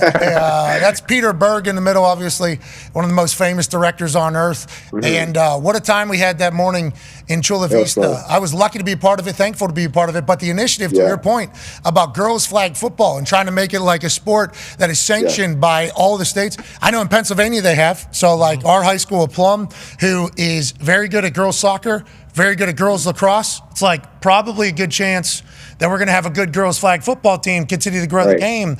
I think it's a great sport, Justin. Legit, I think it's a great sport. I think it is too, man. And just talking with some of the girls that were at the Pro Bowl, just seeing them, how excited they were of being involved in the sport, and just being happy to be, at the Pro Bowl and being around these top tier players. So it's definitely, just like I said, evolving for sure. But it's crazy to see, women into this sport, and women excited to be involved in it, and just to see it, going to different countries, and us, just expanding the game worldwide. It's so great to see, honestly. Yeah, I think it's beautiful for the sport. That's why when I was asked to be a part of it, obviously incredibly honored, but then I heard what it was about. It's like, I got a daughter. I think looking at the way mom's built, the way I'm built, I don't know if she's going to be a WNBA player. I don't know if that's going to be the case, but I could see her, like those high school girls at the Pro Bowl, there was some sauce on that. I mean, there was some real shit happening. Even the plays that they were running was crazy. Yeah, like the double plays. I told him we might have to take some of the plays and add it to ours. No shit. All right, AJ has a question for you, JJ. Yeah, Justin, obviously what you're doing with those high school kids is going to be, it's so valuable for them. Is there something that you've done when you were 15, 16, 17 that you thought, hey, this is what I'm supposed to do, this will get me to the NFL, that maybe wasn't the right path? Or is there something that you see people maybe getting bad habits that you can teach these kids and try to get them on the right path early that maybe you didn't have back then? Yeah, I would really just say, everybody doesn't really have that support system like I had growing up, with, two loving parents, two, older brothers that helped me throughout my whole entire, situation to get where I'm at today. A lot of kids especially nowadays, don't have that type of support system, especially with the NIL going on. A lot of, kids taking money more over than, the situation and just the development and getting coached the right way. So I would just say more on not thinking about the NIL, as much as they are doing right now. Just going into LSU and just going into meeting those new coaches and them develop me into, a top tier receiver. That's something that I'm always grateful for. Just meeting Jerry Sullivan and just, being with those type of coaches down at LSU helped me develop to a top tier player that I am now. So just that development and just getting that right coaching is something that every player needs. Okay, so let's stay on that note. Ty has a question for you. Yeah, Justin, so you obviously mentioned the coaching and everything, but if you look at the NFL right now, you could argue that like 5 of the 10 best receivers in the league are from Louisiana, and a lot of them went to LSU. Is that what it is? Is it coaching, or like what's in the water down there? Because it really is crazy that all of you guys who are just a couple years apart of each other at LSU are, 4 of the 5 highest paid receivers in the NFL. Yeah, it's unreal, honestly. Just seeing, growing up and seeing Odell and Jarvis coming up and being a fan of those guys and, growing that friendship with them. And it was just, great to see them growing up. And then for me and Jamar to be at LSU, win the national championship and, just being top tier players. And then for Brian and then Malik to come. So it's just so much talent, so much, things that's going on at LSU. Of course, playing those top tier guys every single week help us into becoming a top tier NFL player. But just like you said, it's either something in the water, something in the gumbo. I'm not sure what it is, but we definitely some top tier players for sure. You eating gator nuggets down there? You eating gator? You eating gator down there? There's some crawfish, man, some shrimp, man. I'm not sure what it is, dog. What is it? Yeah. What you know about that, man? Hey, you know about that. As soon as I learned about it, I want to let you know. As soon as I learned about it, I knew I was going to do it about 35 seconds in a college game day. That was a whole thing. What? So I hear that. Okay, so I hear that, and I'm like, wow. If the entire place knows this is maybe the greatest that any school has. So I go down there and I go to dinner and I just ask like waiter. I'm like, hey, ooh. Haven't talked to this guy. And he goes, suck that tiger's dick. And I'm like, oh, okay. So you know that. And he goes, yes, everybody will know that. I'm like, all right. For sure. So the next morning, I'm walking to the set and I see like, we have like university kids like work for game day. They get a chance to like kind of see the behind the scenes. And I'm like, hey. And they go, yo. And I'm like, you know that? They're like, yes. I'm like, all right. Everybody knows that. Everybody. Literally, there was like a little kid. There was this grandma just like, suck that. I'm like, oh my God, what if I hope LSU gets back, Like, I hope LSU's able to get back. For sure. Because that place had all the makings to be absolutely. Think about going into that place, playing LSU, and you hear that song. Like, what are you supposed to do? Yeah, I don't know. What are you supposed They even banned that song. We can't even play that song anymore. Oh, I know. Yeah, I was told at the first commercial break. Oh, for sure. For sure. First commercial break, they were like, we'd rather you didn't do that. That's not our thing. I was like, sweet. Okay, you got it. So next segment. It's like, hey, the people, brother. It's not you deciding. It is the. You got to get the people what they want, man. You have to. The people are the culture. Must. The people are the culture. It's a must. And that is why LSU. Hey, Brian, let's go, Brian Kelly. Let's go. Jeff Landry will give it the go. We got to get right, man. We got to get back to what we need to, man. Yeah, you're right. Governor Jeff Landry will get that done. Yeah. I mean, he was in a battle. He was in a battle that whole week. All right, what a time. Let's talk about transitioning now from LSU to the NFL, especially in this time. D-Bud has a question for you. Yeah, Justin, I got to ask you, man. We're talking. You keep saying development. We're talking about coaching, all these different things, and the process that a lot of these young players, but specifically wide receivers, are going through right now. Fresh off the combine, they already put their film on tape. You got the draft coming up. You hit the ground running early as a rookie. Have just taken off since then. What advice would you give the young guys going into their first NFL season? What was the biggest difference playing college football and then on the NFL level? Yeah, that's a great question. My advice would just be, have the confidence, be coachable, and just learn from the older guys. And just be in the playbook. That's for one. If you know the playbook and you're a guy that knows every single position, you can be put anywhere on the field and you can make a play. You already are making a difference, you know. So I would just say, especially being on that field and being a rookie, having that confidence is something that I carry myself with every single time I step foot on that field. It helped me tremendously throughout my rookie season, and it goes a long way just stepping out there and feeling like no one can cover you. Your position requires confidence, I think. You know, like I think wide receiver requires confidence. So is DB, kicker, punter, quarterback. All the there's positions that obviously, but wide receiver, they always say like that's a wide receiver though. Oh, that's a wide receiver. When they talk about people bitching and being negative and everything like that, they always say like that's. Why have you? I don't know. That's such.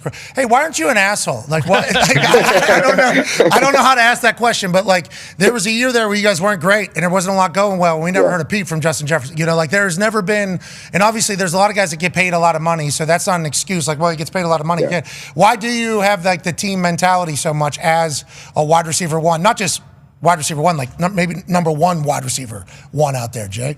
Yeah, I mean, I just always grew up with my parents telling me to be humble and to be grateful for anything that I've been given, and I've been given the opportunity to play football at the highest level. Just making money to help my family out and generations down the line. So just every single time I step foot on the field, I just like to have fun. Just going out there and acting like a kid, just waking up and just being excited to go out there and ball and just put on a show in front of the whole entire world. And I just love just playing the game of football. I love going out there and compete with my teammates, winning games, and of course, hopefully one day hold up that trophy. So and then of course at the end of it, when it's all said and done, have that gold jacket around my back. That's always something that I dream about and always carry myself with. Just that legacy and just always trying to make a name for myself. That's always something I'm trying to do. I think you can leave the hangar open, brother. It's on its way. I think already you could say that, which goes to everything you've already accomplished. And we thought maybe this past year was going to be the year that you go and get that confetti shower. With that being said, feels like every year it's possible. Go ahead, Con Man. Yeah, Justin, what's it like playing for KOC? Obviously, it feels like he's a super genius, one of the next offensive gurus. I assume, you guys have conversations on the sideline and he can draw it up for you. But we also saw him, I think, in the beginning of the 2023 season when, he didn't start so well and he can, rip the team still. It was kind of just like a mic'd up and he was kind of cussing you guys all out. How is he on the day-to-day as a coach, and is he one of those reasons you guys continue to have a bunch of success? Oh, he's wonderful. He's definitely, one of the best coaches that I've been around, especially an offensive-minded head coach, a coach that's, in the meeting rooms, that's going over the plays, that's, talking with you, how to get you open and how to, just put you in different situations to help the team out. He's great. He's great all around. Just talking to him, not only about football, but just about anything. Him just being a player's coach and just being such a great person to talk to. His pregame speeches are always top tier. So it's just he's a great guy. I love being around him. I love being a player for him and just being in the system. That's definitely something I'm grateful for. Hopefully, we continue to do great things and just like you said, hold up that trophy. You went like 8 for 180 or something one first half, and it's like all week, all the other team is saying is Justin Jefferson cannot break the game. 18 can't break it. That is all we were worried about. And then you look at the halftime stats because we can't follow every single game, and it's like Jay Jefferson, 7 catches, 140 yards, 2 touchdowns. Like, did they start the game early? Did they start the game early? No, that's halftime. That is halftime. It's like, seems like in that system, I think any system you'd be great. But with KOC, obviously, he understands you and you understand him pretty well. With that being said, massive question mark looming going into the year. Tone has a question for you. Yeah, Justin, you've caught balls from, Kirk and Nick Mullins and the Pastronaut and Jaron Hall and Sam Darnold. So you've got a lot of guys in that system. And there's a question: who's going to be your quarterback this upcoming season? Do you care who it's going to be? And what's your favorite type of quarterback to catch balls from, since you've had a ton of them? Yeah, that's a great question. I'm not sure who the quarterback is going to be. And just like I said last year, it truly doesn't matter personally to me. It doesn't matter who's going to throw me that ball. I'm going to make the most of my opportunities. I'm going to try to make him look the best quarterback in the whole NFL. Just, making the contested catches, making those catches that look difficult be easy. So just having that confidence in me and just, creating that connection with the quarterback, no matter who the quarterback is going to be. That's the main part. And just, just having that confidence in each other to when it's all said and done and it's getting crunch time, they know who to come to. You and Sam were wonderful to watch this past year. You and Kirk were awesome. Yeah. You and the Pastronaut. I mean, literally, he rattled off all those names, and I was just thinking of highlights that you had with all those guys. I forget what it's been like over in Minnesota for the last few years. Can't wait to see who Kwesi and KOC, and hopefully they let you know who they decide with going forward. Good luck over there at the quarterback position. AJ has the last question for you here, Justin. Yeah, you mentioned getting on the same page, and it is kind of crazy. We hear people talk about, it takes some time, there's nuance in the routes and everything and how a quarterback likes you to run it. What do you do to where you're on the same page, it seems like, instantly with whoever they plug in there at the quarterback position? One is just building that connection with him, just building that chemistry, just talking with them, not only about just routes and X's and O's, but just talking about, their life personally, getting to know them personally, and just building that bond with them. That's one thing alone. But of course, going out there on the practice field and running through those plays and making everything look smooth and fluent, getting to the spots where the quarterback needs me to be at, and of course, at the end of the day, making a grab. That's the main important thing. Is just making those catches that the quarterback feels good when he throw up a 50-50 ball and his receivers coming down with that ball. So I just try to make the most of my opportunities every time I step foot on that field, no matter who the quarterback is. And I will continue to do that every chance that I get. We just showed a couple routes there. It's like, you said getting to the spot that you said you would get to no matter what. That one route was like he was running out, dig, post, back into a seam. I mean, it was just like 6 different things. It was like, how do you guard that? You can't. Nah, this year was crazy though. This year has been so much more double teams, so much more triple teams. It's been a lot. It's been a lot more harder to create that separation and get open. Like I've been before. But just talking with KO, talking with Sam, and just all being on the same page, us working with each other to help me create that separation and help me get open. I feel like that's the number one thing of especially about being with these guys, that they know what they're talking about. They know what plays to run to get me open.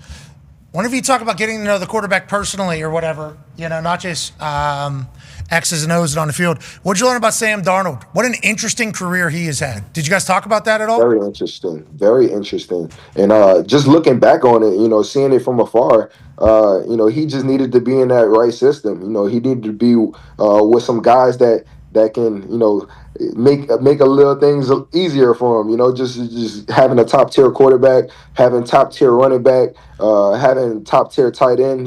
Having those type of guys on the offense to help you move the ball down. Justin Jefferson on your team. Yeah, we get it. Yeah, Peterson. It'd be cool. It'd be cool to have Justin Jefferson on your team. Yeah, I get it. Things are a little bit easier than what they were when you don't have those type of guys. So just seeing him in practice, seeing the things that he's doing to overcome the past and the career he had before, and just not letting the outside noise get to him. Just being the type of guy that just trying to evolve him any chance that I get, trying to give him that juice, give him that energy that I can any chance that I can, even when he's making a bad throw or make a bad read, I'm going over there and making sure that he's not sitting on that. He's not keeping his mind on that. We're moving on to the next play. We're still with him. We still have that confidence in him. It's just all about just going out there and just having fun playing. That's awesome. What a different experience he had to have this past year versus in the past.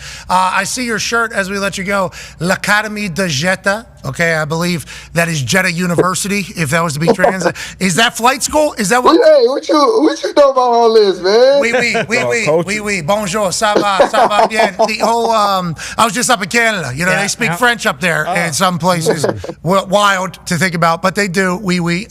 L'Académie de Jetta, though, that is Jeddah University. Is that flight school? Is that what we're also going to be calling flight school, or no? No, this is just one of my Under Armour shirts.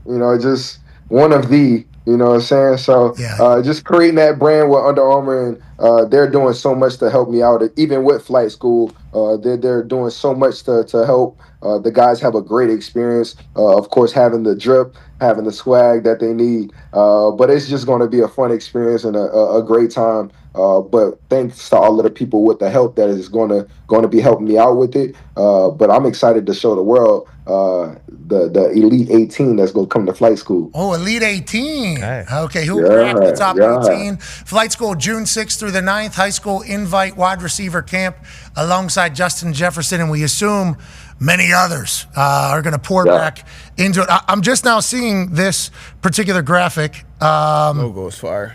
Yeah, that is sick. Yeah. Appreciate it, man. Appreciate it, man. Yeah, and that's what I like to hear. I didn't know your beard was that the mustache. Is that you on the top there? Yes. Looking left? Yeah. Look at the mustache, pretty thick. Hey, that's strong. Yeah, that's a strong mustache, Jay. That junk are growing. All right, we appreciate the hell out of you, man. Keep killing it. This is very cool. Yes, Thank you for giving back to the sport. Thank you.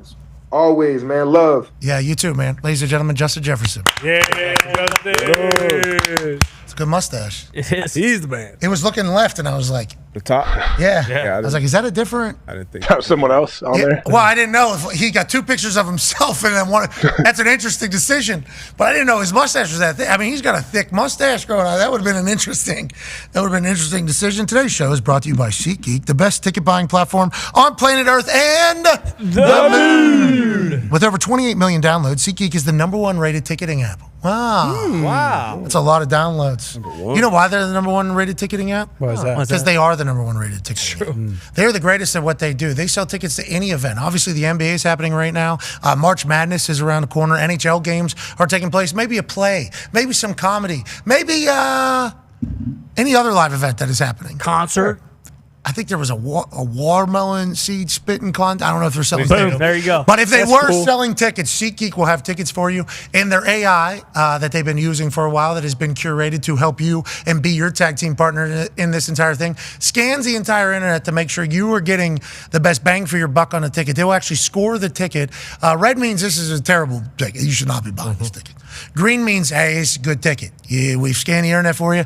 Good ticket. You will not get catfished. We can't thank SeatGeek enough right now. If you use PAT2025, that's PAT2025, you get $30 off any order. Restrictions do apply, I think, if it's less than $30. Makes sense. Because they're not paying you for the ticket. Sure. No. In this entire thing. But shout out to SeatGeek. That's for new buyers and people that have been there before. Shout out to SeatGeek. We appreciate the help. Shout out to SeatGeek. AJ, great to see you back, man. How you doing?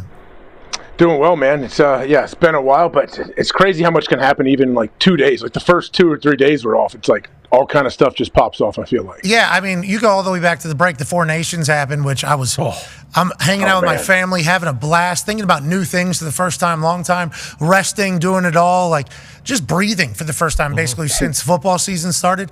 And then this Four Nations starts popping up, and it's like, man, I wish we were talking about this right now. I wish we had a chance to chat about it. And then obviously with the Combine coming back last week, so many things happened. So many people stopped by. Did you hear about Rappaport and Schulte?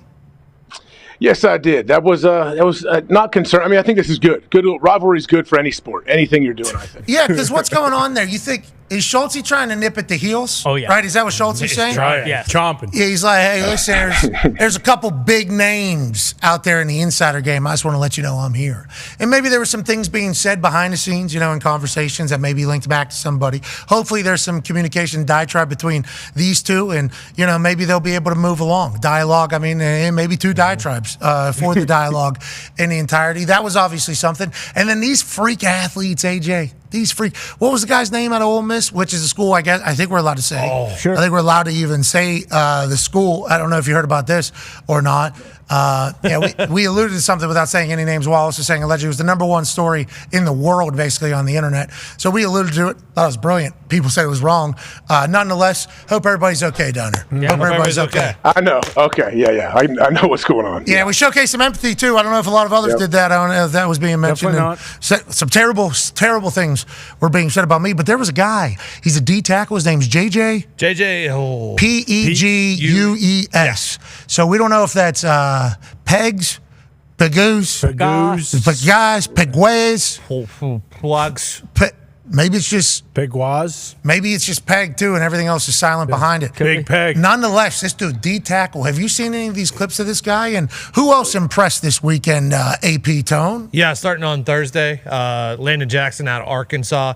He's a big 6'6", 270 guy who jumped 40 inches, ran a sub 4.7, which is incredible for a defensive end. Tennessee defensive end James Pierce ran a 4.7, which was huge for him. He's going to be the number 2 edge off the board, most likely behind Abdul Carter. And then on Thursday, Shamar Stewart was the talk because of the numbers he put up. Now, he didn't put up those numbers on the field, but at the combine, he put up, 6'6", 270, jumped 40, 10-11 broad, 4.6 in the 40, which is just, like a lot of people are saying, I said those are Myles Garrett numbers at the combine. They are. Did he do it on the field? No, but just absurd. And then you go to Friday, Terrence Ferguson had a great day. Mason Taylor had a great day. Those are 2 tight ends. The safety out of South Carolina, Nick Amon-Wari, 6'3", 221 with a 43-inch vert.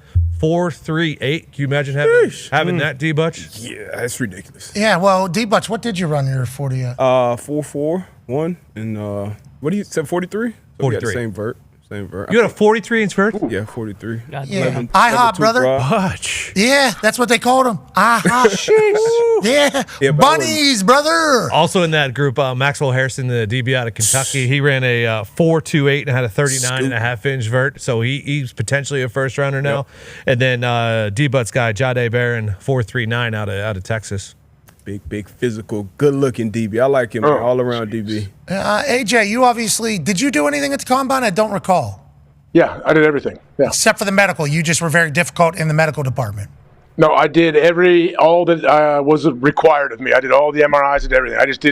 I did not volunteer any extra information about things that may have been painful. And if they didn't find a surgery on my record, then I did not update them. That's on them, not on you. Obviously, they have a job to do. You have a job to do as well.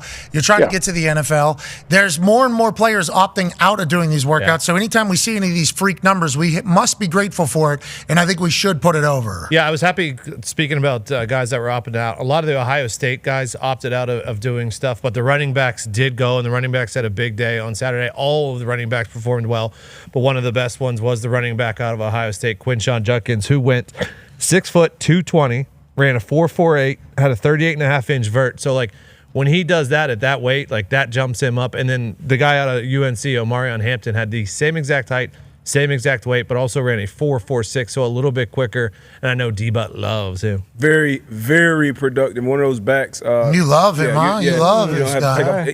Do you? Look, he might be the first guy off the board. Well, what about Ashton Jenkins? Don't be crazy, absolute freak show. He's a dog, a record-breaking running back. But this guy, we know how valuable the pass game is on the next level. He's special. I mean, but both these guys are special. I'm glad the running backs are coming back to a point we may get 2, maybe even 3 in the first round again. Whoa. Yeah, and I don't know if that was a talent issue or if it was just a strategy issue from NFL teams. But now that the Philadelphia Eagles have won it, a lot more teams are in a monkey see, monkey do copycat league. Just like Tyrese Halliburton was talking about. Well, we've become a three-point shooting league because the champions have been three-point shooting teams. So it's a copycat league. What you see the best team do, you're going to try to do. The Philadelphia Eagles, they were a run-first team. They were an offensive line team. They were a running back-led team. And whenever you think about that, and other teams are like, why don't we do that? That seems to be sustainable. And they had been having success investing in the offensive line. They'd been having success being a O-line, D-line, Howie team, but they hadn't got to the mountaintop. So although we can all say they had success and it seems to be a good formula, around the NFL, it's like, well, they haven't won the Super Bowl. So until that team can be the best team, we don't want to hear about it. Now that team is the best team, and that formula is becoming the formula. So Quinshon Judkins transfers from Ole Miss to go to Ohio State, had more yards than Travion Henderson, even though everybody was saying Travion Henderson was the guy. He was. He had a good weekend as well. He did. He ran in the 4.4s as well. Ohio State. Hey, they're saying Will Howard did not do good, AJ. AJ, they're saying he did not. That's what I hear. I mean, that's the I guess that's the risk you take throwing at the combine, huh? Yeah, and Shador Sanders, shout out to Shador, coming out and saying, like, this dude just won a national championship, man. You don't know any of these wide receivers. He's throwing go balls to guys running 4.7s. He was throwing to Igbuka and Tate and Jeremiah Smith. These guys are NFL guys. He's got him throwing to insurance guys, and his timing is off, and everybody wants to murder him. It's basically what Shador Sanders said in this entire tweet, but it's very real. I did not get a chance to watch it live in real time. I did watch it back later. It started out bad. It started out not good. And the louder it gets and the more chatter, the more people are going to tell their guys not to throw at this, you know? Like Will Howard's pro day, I assume is going to be great. I assume Will Howard's pro day is going to be incredible. That's what I'm guessing because everybody's is. But yeah, I mean, I guess what he put out there, not everybody's saying was fantastic. There were some highlights. They were cherry picked, of course. Sure. But there's some people saying bad day for Will Howard. I don't know if that's true. I feel like it definitely wasn't a great day, even from the testing standpoint. And speaking of testing quarterbacks, I think Milroe should have ran the 40. I think that's what separated. What are we doing? Separate him from a lot of guys, his physical attributes. But a guy like Will Howard, I would think, kind of had to get out there and throw. And you know, the top guys, they definitely have the option. And if you are a top guy, if I'm an agent, I'm definitely going to tell you not to throw. There's nothing you can gain from that, especially if you've already put out the film. But where does DJ have like Will now, like third, fourth round? I don't know. It's not good. Everything's not good. Yeah. That's what for asking. That's what he wanted to see. Yeah, I mean, like he said, like, you know, him like going out there and completing a bunch of passes isn't necessarily the important thing. You just want to see how the NFL ball comes out of his hands. So, like you said, I mean, he's going to turn around and go on his pro day, and we might be having like a Zach Wilson, like, hey, Will Howard went 55 of 55, and he's doing all. I'm not saying they're the same guy because I don't believe that, but. It's the way D-Butch over here, first day back, saying, I've been listening to you talk about this Will Howard guy. What? And he goes on. A lot of people have been telling me the same thing, D-Butch. I've been getting a lot of tweets from people saying, this is your king? Yeah, but he saw him live, too. I did. Mean, he saw what he did in the playoff. Cool. Like, it's the same thing. It was tough, too, because, you know, Jackson Dart threw well in that group. Quinn threw well in that group. Brady Cook looked pretty good in that group. He just didn't look as good as those guys. Yeah, but look at the arm strength. Look at the arm strength. Overthrew. That was a dime. Oh, this is, I'm sorry, this is Jackson Dart. Jackson Dart threw very well, which I think at Ole Miss he was able to showcase a lot. Some people are saying maybe he ends up at Pittsburgh. But Jeremy Fowler put out a post that said, hey, the Pittsburgh Steelers are leaning Justin Fields, speaking of Ohio State quarterbacks. Now that the Matthew Stafford domino has fallen, Aaron Rodgers, I think all eyes on him next. Allegedly, via a report from Schefter, the New York Giants were interested in Aaron Rodgers. AJ, have you heard anything of the sort, or did you have no service while you're out on the Buckeye, drunk eye, potential cuck eye cruise out there? Whoa. We don't know. We don't know. Potential. I have not heard anything about Aaron to the Giants. Whatever. I mean, that is a bit interesting to think, like, what would it look like if Aaron did go to the Giants and play for them? What does their team look like then? So he would be able to stay in the same house. We all know how much everybody hates moving. True. Everybody worst. Moving absolutely stinks. And if you look at the end of the year with Aaron, and then Devontae Adams is being reported. Nobody's heard from Devontae or Devontae's people, but everybody's just assuming that Devontae, whenever he gets released from the Jets, if they can't find a trade partner, which is like $38 million or something like that, if they can't find a trade partner and he gets released, he's just going to go with Aaron Rodgers wherever they go. So there's just a tag team going wherever. That's just kind of being assumed right now on the internet. I don't think we've heard anything from anybody that in Devontae's camp that is necessarily true. He did have like kind of a tongue-in-cheek thing where he said he would, like certainly consider maybe going back to Green Bay and ending his career there. And that's just as like a Packers fan, obviously. And Aaron's not going there. Who knows? Maybe he does. Maybe he does. What about Jordo? Competition's great for everybody. That's what we're hearing that here in town. Competition's great for everybody. Whatever happens, it will stink if the Giants are the only opportunity he has to be a starter somewhere. Because You're talking about Aaron here. Yeah, Aaron. I don't know how that ends well because I guess if you're Shane and Dable, like they kind of are coaching for their job, so you don't really want to trade up and draft one of these rookie quarterbacks and put all your chips into that basket because if then that guy's not the savior, then you're probably shit out of luck. But I don't know. You look at their roster and like they do have some good pieces, but we looked at the Jets roster and we're like, hey, this is like potentially a Super Bowl team. And I don't think you look at that with the Giants and think that. So I hope he lands on his feet somewhere and gets an opportunity. I just really hope it's not with the Giants. A cool thing with the Giants that could happen, because it would kind of stink just the New York teams and the New York media dealing with it, but at least his stamp could be on it for longer. Like if the Giants do end up with Rodgers, and for sure Dayball and Shane are coaching for this year, and if they're not good this year, then they might be done. So, their number one priority might not be a young quarterback. But if they go with Rodgers and then also take, a Shador or a Cam Ward with their draft pick, then all of a sudden it's like, hey, it's your team for a year. And then going forward the years after, like, you're going to get credit for the guy that comes behind you. Like Jordan Love with the Packers, I feel like Rodgers still gets, a little credit for the reason that the Packers have had this seamless transition is because of the time Jordan Love had behind him. And he might have that same opportunity with the Giants where he signs, a 1-year deal, kind of goes out on a high note, and also gives, the keys over to a Shador or a Cam Ward. What was the stat on the Giants? 2-9 last year in one-score games? Is that what it was, Bruce, or is it worse than that? Or was it like 1-9 or something like that? I think it was that at one point. We were playing competitively in the first half of the season when we had Andrew Thomas. We were losing close games. Yeah. And then obviously, around Thanksgiving, what everybody remembers, Tommy DeVito, Drew Lock, it all fell apart. But, I think 9 wins is a realistic expectation. All right. Jesus Christ, put the booze down. Knocking it down. Is that booze? With Rodgers. Oos juice. Is that oos juice back there? It is oos juice. Zoa back there. Whoa. Bruce, is that your oos juice? No, it's Gumpy's oos juice. Oh, Gumpy's pledging his allegiance, it does appear.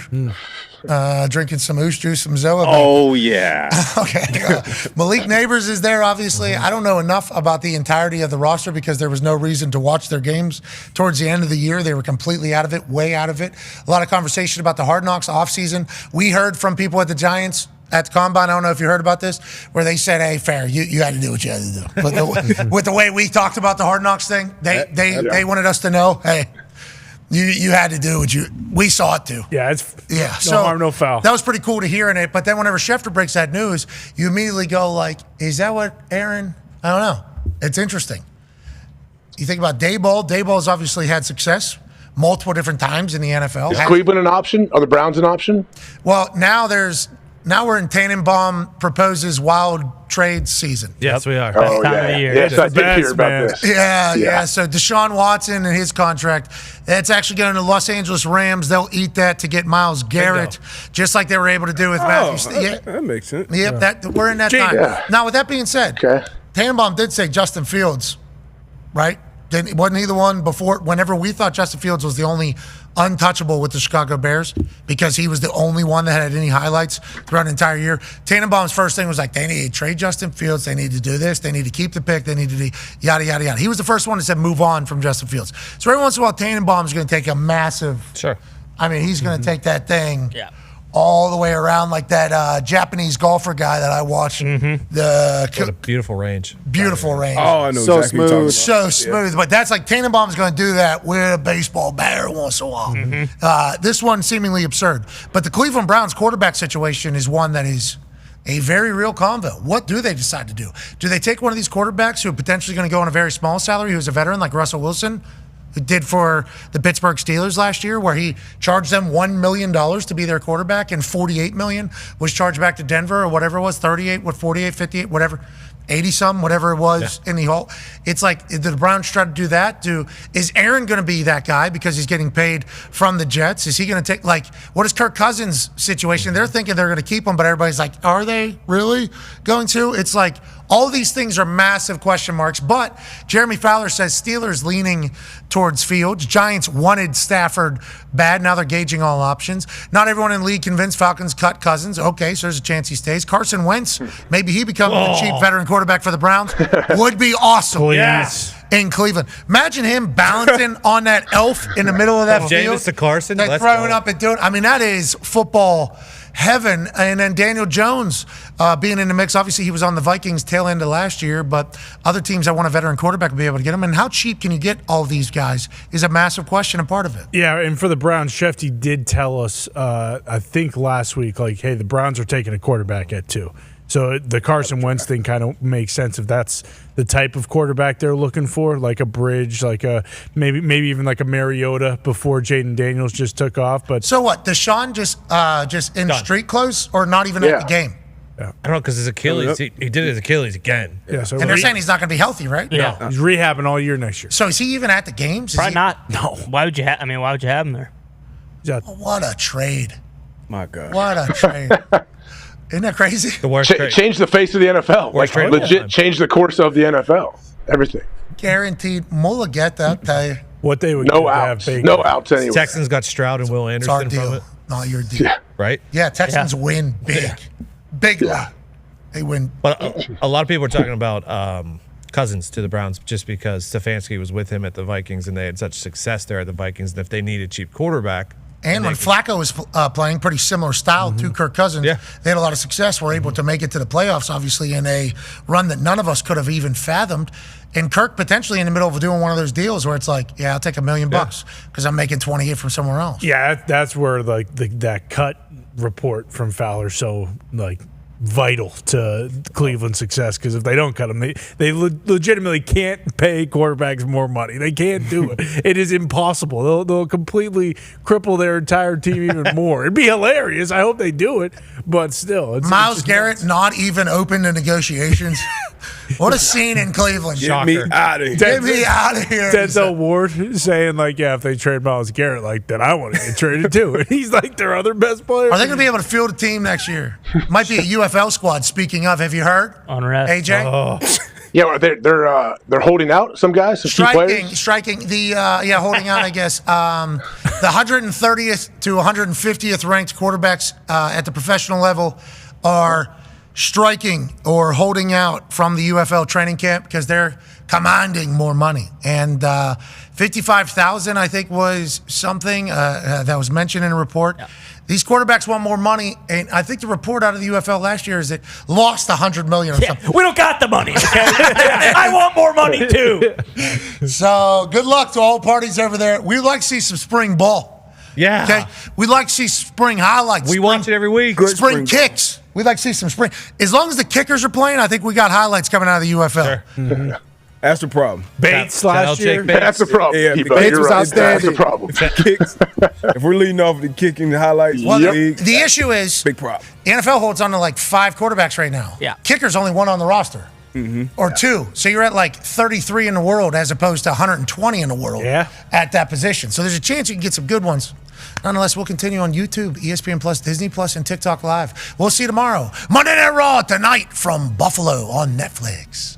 What a great promo there at the end. Just really promoted it like a professional. Makes you feel good, It's going to be a good one, too. I'm pumped up for tonight. Dude, fresh out of Elimination Chamber and everything that happened. The UFL convo, though, what you just chatted about with the kickers of the conversation, that's the issue. That's the real deal. These NFL teams all have 4 or 5 quarterbacks. Yep. And every young quarterback that's good is going, or potentially good, is going to the NFL, so they can't join the UFL. So it's what level of competition? You have OGs. Remember AJ McCarron?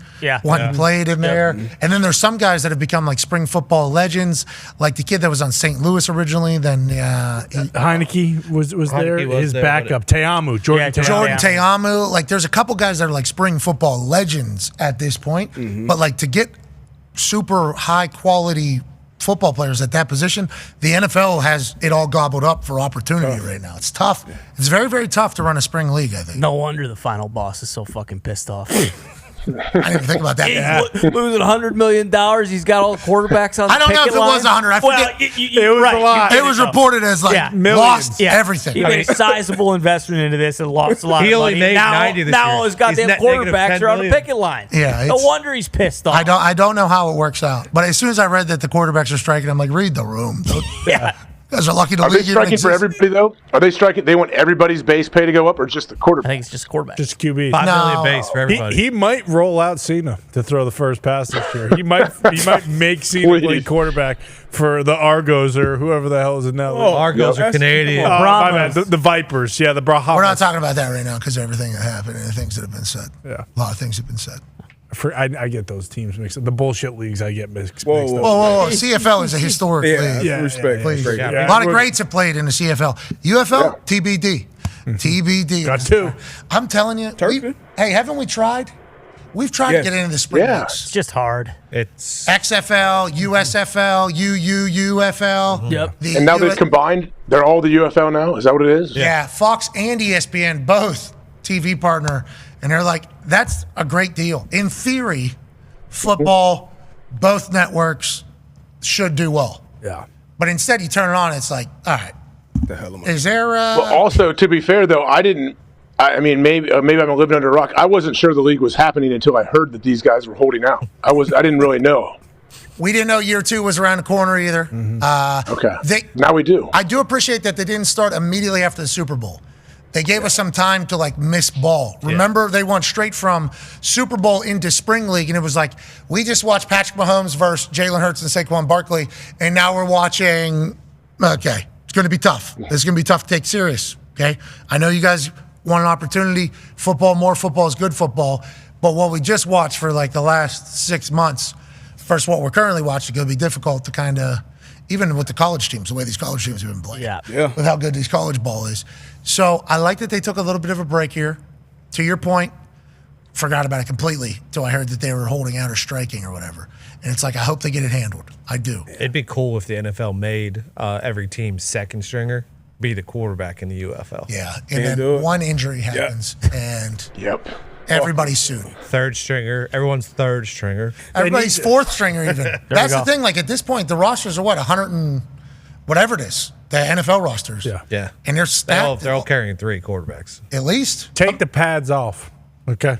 Let's get physical. Let's get violent. Let's do that league that we saw. The amateur, the semi-pro. Yeah, the semi-pro 6 one. beers, everyone, before they start. Sure, that can be a rule too. Or just couple of beers. Couple of beers. Heard that's a beers. prescription these days. Yeah. Hey Shane, way to go, brother. So good. So good. Proud of you, Shane. Shane Gillis just went in there and did it. Rolls back the hand of time. Comedy. Seemingly what he does. Drops into Saturday Night Live. Has some of the greatest skits they've ever had. And then says, I'll see you later with a great mustache right now. Yeah, looks good. Hair, he is starting, the hair very thick, the mustache very thick. Very attractive right now. Starting to look like a nice 45-year-old professional adult, in his tiredness. A couple of beers can solve a lot of things for a lot of people, especially Shane, as we know. Correct. That's kind of the conversation around him. That was method acting, I do believe, for Shane. Opening monologue, good. Great. Couple callbacks and a 7-minute monologue. I don't think that's necessarily easy. A lot of people call him a big dumb dipshit saying he lost it. It's actually much harder to do what he did. Proud of you, Shano. Oh, yeah. Represent football. Represent football out there. Yeah. And the troops. And the troops. Amen. 2 weeks or whatever. Whatever the case. Signed up. Thought he was the right guy. Decided he wasn't. That's how much respect he has for them. Nobody ever talks about it from that angle. You want to talk about football, guys? I saw Jesse Palmer covering the Oscars yesterday. I'm like, shout out to football guy on the red carpet. His range is unbelievable. Yeah, so attractive. Unbelievable. And his information on all these movies and stuff, I'm like, oh, he must have just been given a packet before this whole thing. I assume. Because I don't know how you're able to have, he was great.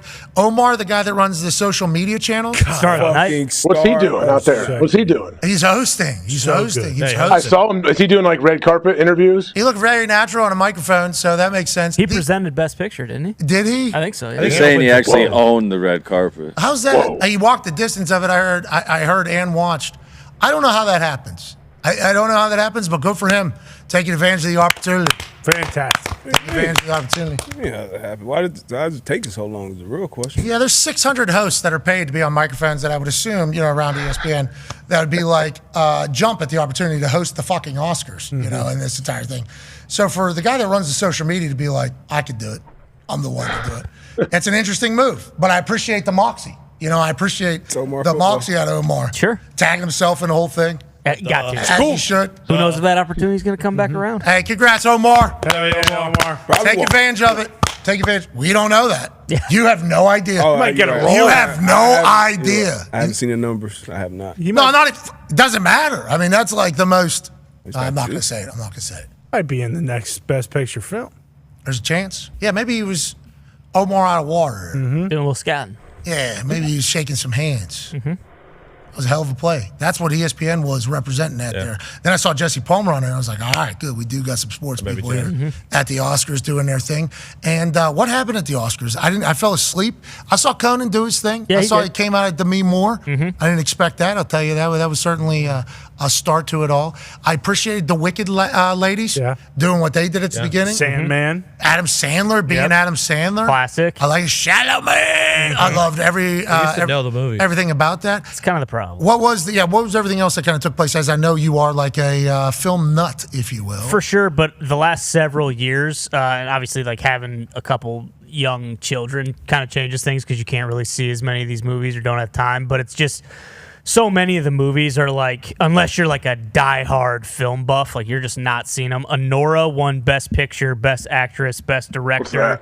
It's bingo. It kind of I think shocked a lot of people, but it's like a very artsy thing. Like I don't know. I'm sure we could have, but it's one of those things where like a lot of these movies anymore, it's like they get released and it's like they have the like you can see them in New York and you can see them in LA. And then if you're lucky, when they start to get like Oscar buzz, like they'll release them nationwide and we'll be able to see them here like several months. So they're literally saying fuck the middle of America. Kind of. And I don't know if that's the situation with this one, but like Never heard of it. Yeah, exactly. Me neither. I popped up last night and I was like, well, I feel like I'm at least on the internet, like somewhat in the know. Never even heard of this thing. No. Never even heard of it. And I think a lot of people too were like pissed off because like Dune 2 is a movie that like most of America saw. It was like a big box office. Chalamet obviously is super hot right now, but that's kind of one of the things where like the Academy's like, fuck it, like we're not giving Best Picture to a movie like this.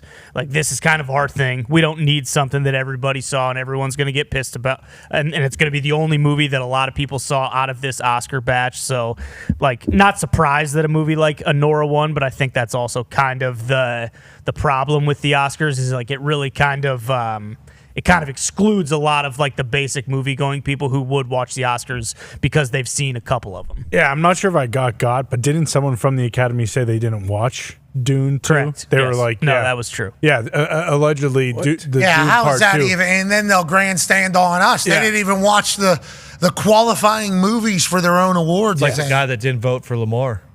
He put him like 5th for MVP. Bingo. But he at least saw him and said he was doing it on purpose. That was a spiteful bullshit. Did he see him? You're right. Is he blind? Is this man blind and deaf? Is this man can't hear or watch the games?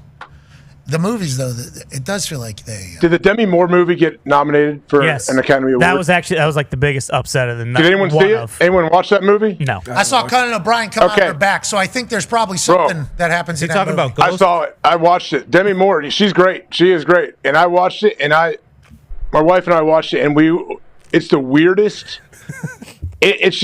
It's not good at all. Actually. It's really poor. Like it's great. We watched it and we were waiting for it. Okay, this is going to turn into something. Here we go. And it got weirder and weirder and more bizarre, and then it ended. And is that the Zoe movie? I was blown away when I heard. Like when I told my wife, "Hey, I think that was up for like a Golden Globe back whenever that was." Yeah, she won. She almost hit me. Like she's like, "You always lie. Like what are you talking about?" Like it's. I didn't know that. Okay, good for them. It made it. AJ always lies. Let's go ahead and document that. Yeah. That's what his wife said. Well, she thought I was messing with her when I said, "Oh, I got like some horrendous turd movie that I thought I like." Hey, it's actually up for an Academy Award. She thought I was doing one of those. Oh, like no, being AJ. it actually is. Yeah, got it. Yeah. Demi Moore was supposed to win Best Actress. Watch it. For that, so you watched it. We did not. I only saw the open with Conan coming out of her spine. And then going back in, I'm like, oh, I didn't know it was that type of. I had no idea it was that type of movie. Is that what's happening? There's somebody living inside of her. Yeah, she gets this like potion that she can shoot herself up. She's like an aging superstar. They started the Oscars with a needle, like going into it gets nasty. It's gross. Honestly, the movie gets like gross the more it goes, and how you're trying to navigate going back and forth from the young body to your old body and all. It's okay. Yeah, it's great. It's artsy. Zito I have a screen here. You know, we added a screen here for any breaking news to pop up, and it's a direct to Zito's computer. So whatever pops up on Zito's computer is popping up on the screen right here. These photos from this movie are something. It is gross. It's gross, man. It gets like nasty. This is what Zito just popped up on the screen. This screen is Academy Award. I couldn't believe, like we won. I don't know. I don't know how to describe it. That's interesting. I appreciate the arts, and I appreciate people that are super creative and do their thing. But like, she was great. Great to see Demi Moore do well. Like, she was great. And I love entertainment, and I like the creation of things, and I like people being artsy and everything. Like, I legitimately do. I appreciate and respect everybody's art. But it's like, for these awards, like, you got all of us watching. I hate that they're almost doing it like in spite of us, like because we like things. Because we're dumb. Because we're just dumb doofuses that like, shoot 'em up movies. That's what they think. Yeah, so which are good movies, but great. Isn't that what movies are for? Isn't that what movies? Are movies made to entertain people and be watched and things like that? Without a doubt. I just don't think there's not really, like, now it's either like super artsy movies like that, or it's like superhero movies. There is like no in between really in the theaters because they just don't make money. So is Netflix, they're now being respected for the films that they are making, or no? I think one of the movies last night, like Zoe Saldana, she won Best Supporting Actress. I believe that was a Netflix movie, so that might be like the first kind of movement. But in the past, it's been like, no, fuck that. Like, we're not. Coda a couple years ago was on Apple TV. That kind of changed it a little bit, but traditionally they're giving Oscars to movies that are in the theaters, not just going right to the streamer. Roma won that one time. Yep. That was like a famous director. That was a Netflix movie. And then to your point about like the artsiness of it, I went to watch the movie that the guy who won Best Actor, Adrian Brody, he won Best Actor for this movie. Nice smooch. Yeah, he did. So he was sucking face with Halle Berry? Yeah, in front of his wife, and his wife was cheering him on, so even cooler. He's acting. That movie's 3.5 hours long. So I went to watch it, and it was 3.5 hours. So you're an hour and a half in, there's no end in sight. I didn't even start it. But it's that type of shit. Like, I'm not doing this. I'm not going golfing here. Yeah, exactly. I'm just trying to squeeze in a movie before the Oscars and try and watch it. But it's like, that's Oscar bait. It's like about like a Jewish dude, like post World War II, who, and it's this super long movie that like immediately the average person is going to see 3.5 hours and be like, fuck that. I'm not watching. Can they give like a people's Oscar then? They talked about doing that, like best so at least we feel like we're a part of this or thing? best comedy. That's what damn TV movie awards are for. VMAs? You're talking about the VMAs? Best makeout? Yeah, come on. Yeah, the little astronaut thing? Yeah. Mm-hmm. Yeah, SAGs felt like they were trying to maybe entertain humans a little bit more. I think so. That's a little bit more fun, not as stuffy and pretentious. Yeah, but the Oscars, this is just what they're known for, huh? Kind of. And I feel like as the conversation about like movies and movie theaters being dead has kind of like come up a lot more in the last like 5 years or like since COVID, like I think they've kind of firmed their stance on like, okay, well, like if no one's going to the movies, then fuck the audience. Like let's do the shit that we like. We would like to say to the Academy that we'd like to shake their hands. Like, we're going to watch your award shows. Like, we watch them and we appreciate all the work that goes into it. If you just think about us, like we would like to, maybe rally behind a movie. They used to. That has a chance to win. Just like teams, You see a team early, you don't know about boom, rally behind, let's go win. It's like, it's hard to pay attention whenever it's like, who is it? And then my natural reaction is to start making fun of everybody, Like, why is Timmy not winning all these awards? The only guy I know. He got robbed. Yeah, and the Bob Dylan thing, I'm not a big... obviously, I know of Bob Dylan. I've heard his songs. I know he's an incredibly deep thinker. I know he's a trailblazer. But I don't think anybody would consider me like Bob Dylan guy, which I think a lot of Bob Dylan people thought that you would have to be a Bob Dylan person to enjoy that movie in its entirety or whatever. I watched it. I'm like, this guy feels like he nailed it. Yes. This feels like he nailed it. And then when everybody's like pushing him and then I meet him, I'm like, this guy's a superstar. This guy's an absolute superstar. And obviously, him and Sandman being able to hang like that, especially two hoopers like they are having that moment, that was like very relatable. That felt good. Yeah. It was like, this is the guy. Ain't not win anything.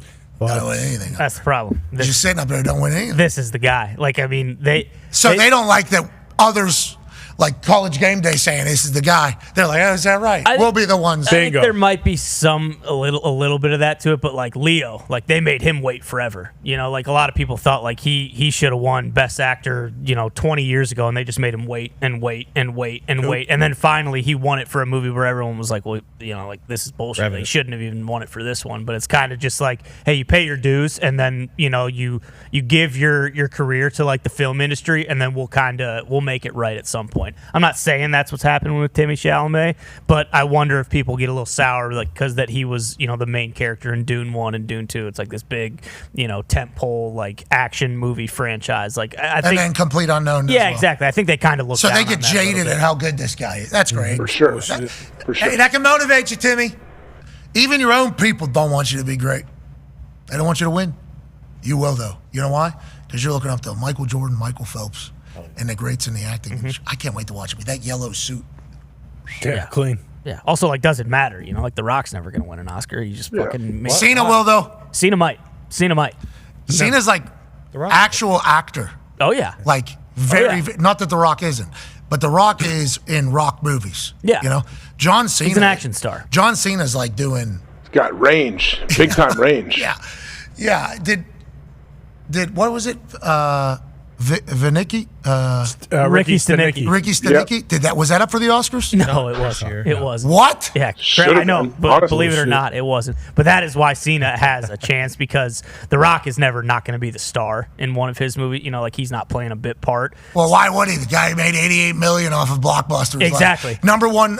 Did you see the red one, which everybody was talking about? Oh man, I loved Red One. Did you see the video? Great. It was the number one premiere in the history of Amazon or something like that. It was a great movie. I saw it in the promo for The Rock during Elimination Chamber. They ran this video about The Rock and how did we get here, and they had Red One on the screen. I'm like, I like this movie. Boom. Excited to see what they say. And they say number one premiere in the history of Amazon or whatever it was on. It's like, of course. Yeah. $1 billion global, Moana 2, this, Yeah. You think he's going to be a co-star? Moana 2 I say that, and I say he's not going to win an Oscar, but he is going to be in a movie with fucking Scorsese. True. And Leo and Emily So he Blunt. might. So like, there is a chance that he could. Go get it. Cena's going to win awards for Peacemaker season 2 coming out this summer. You're talking about being committed to whatever. Now, granted, he's committed to winning the 17th title. Love it. Love it. Let's get to a break. Damn it, John. Cena turned heel. D-Bone had to make this graphic right here. Boom. Cena turns heel. Cena turns heel. Had to make this crowd. He was doing this no matter what, just to have. He was sending group texts that I'm a part of during the Elimination Chamber. Damn it, Cena, stop putting over the younger talent. Go into business for yourself. D-Bone saying he did. He made the right decision. Absolute cinema. He made the right decision. Cena certainly did. That's what he said. That's what D-Bone was texting. I'm sitting there, and obviously if shit comes near us or if anything's happening, I stand up, move. Phone's in front of me. I pick it up, group text. D-Bone has like 5 texts. I'm like, what's he saying? All right. Holy fuck, bro. Shit. Yeah, that was awesome, man. You and me. Way to tell The Rock to go to hell. Go fuck himself. Can we get sound on this video?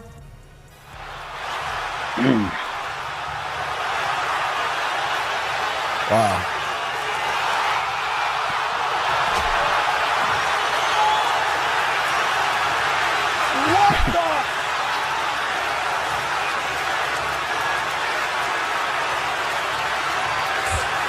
Travis Scott, man.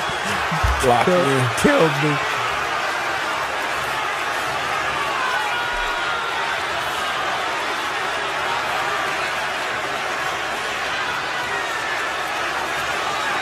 Oh, no, more, he says. Oh, my God, John, what the hell are you doing? Oh, Coley's taking a Rolex and punching him in the face. Always has a plan. I was pretty jacked up in this moment. He should be. Not to be. I'll tell you what a moment to be sitting there. Cena with brass knuckles. It's a Rolex, Cole. Cody could have had every Rolex he could have ever dreamed of, but instead he's getting his ass beat by John Cena because the final boss said so. Oh no, he's gonna hit him with the mic. John, yeah, that's Should your have point, hit him on the other side. Choices have consequences. That's it. Just John. the disrespect from Cena. Damn it, John. On the American Nightmare, and Travis Scott's about to get his in too. Travis Scott's about to get his in, too. He had the biggest shot of the night. Yes, he did. That smack to the face. Holy shit. Holy shit. It's a hammer fist. I mean, like, actually. Blew his eardrum. Might be out for mania. Don't tell me wrestling isn't real, damn it. Bro, I don't know if the American Nightmare has been smacked like that in some time. Well, no, because he didn't. Well, he doesn't. It didn't work as a champion. So Look, he turns his head. Holy shit! What the fuck, man? he didn't smack in a while. Already bleeding. All right, let's get to a break. On the other side, we'll wrap up all the news from around. Oh, that's no fun. That's like Bianca Belair's whip to live. Yeah. Holy shit, man! I missed the Mama Rhodes fight. That Elimination Chamber, both of them was here. Turn sound. Morgan. And Liv Morgan just using Belair's hair to try to hang on for dear life. And this could turn ugly for both women. Oh! Liv Morgan just got whipped by Belair as she's hanging on now. Jeez. And she collapses to the floor. She had a welt growing on her body as the match continued. And she kept, like, obviously, anytime we tried to show it, she was, like, covering up because that has to hurt so bad. She posted the welts and the bruises that she's had since then. It's like, damn. Yeah, you want to be a wrestler, huh? That's what people, my dream is to be a professional wrestler. It's like, okay, about to get your fucking ass beat. Yeah. That can happen out of nowhere. No, that's not how it goes, right? I've heard it's like, oh, yeah, well, it's good. Go ahead and get in there. Then do it again 2 days later. Yeah, go ahead and get it. Not even. Yeah, 1 day. Sometimes it's the whole thing. What a show Elimination Chamber was from beginning to end. Lucky to be a part of it. Let's get to a break. On the other side, we'll wrap up all the headlines that we haven't talked about. Then I'm off to beautiful Buffalo, New York for Monday Night Raw on the road to WrestleMania. You people are the greatest people on earth. Be a friend, tell a friend something nice. It might change their life. Take 5.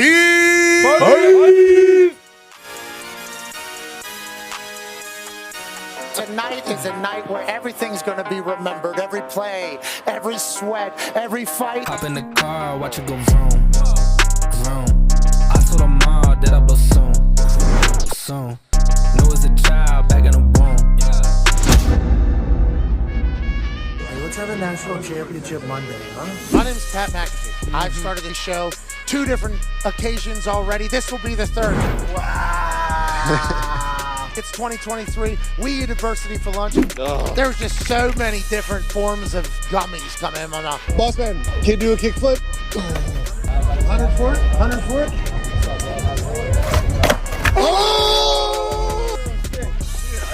Come on, bro. That was awesome. Hey, this little teddy bear is cool. This little round sweet. All right, I feel pretty good for this ESPN party. Let's go have a blast in there. Boom. Need you to do a red carpet. I've never done a red carpet before. I got to poop, sorry. I don't know if now's the time. We're invited to the ESPN party, and now we are all sitting on a red carpet. We had no idea this was coming, obviously. We thought we were just getting some free drinks. A lot of people on the internet say I look high. What's that all about? I'm a massive fan of Posner. He was getting motivational speeches in between songs. He was playing other people's songs.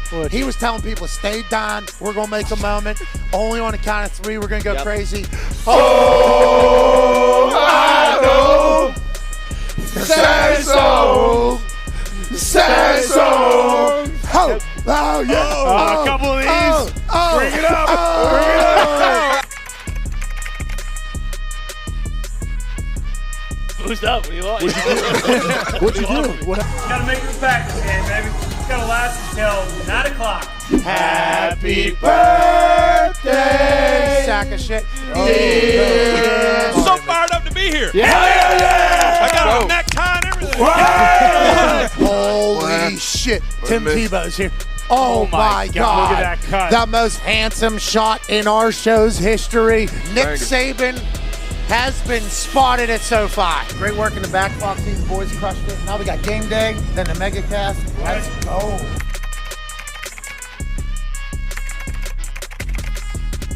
Hey, let's have a night. Obviously, the enemy of great is good. The enemy of a dynasty is winning one championship and letting it go. Fran, you're obviously going to Colorado, a place that's been looking for some sort of championship for 20 years. You're also one of the greatest speakers I've ever heard. What are you saying to your team? You can't get here and all of a sudden change. Yeah. You don't want to see a different mannerism of somebody, and especially the coaches. See, everybody's talking about the players. Yeah. But you got to coach the coaches, too. Did you smile there, too? I saw Were you smiling? I saw a smile. I do that every now and then. The rat poison. Smiling. Stetson Bennett, fourth quarter perfection. Matthew Stafford, fourth quarter perfection. Big moments, Tebow perfection. We got some real magic here tonight, don't we? I love that toad that takes those mushrooms and hitting their With that being said, Stetson Bennett's 25 years old. He's so damn comfortable. Darnell Washington's the backup tight end. He's 6'7", 270. Brock Purdy's best player on the field. The defense full of dogs. Give it to Georgia Bulldogs go back-to-back. First time since his man and his Alabama squad. I love the Bulldogs tonight, barking all over the place, Coach.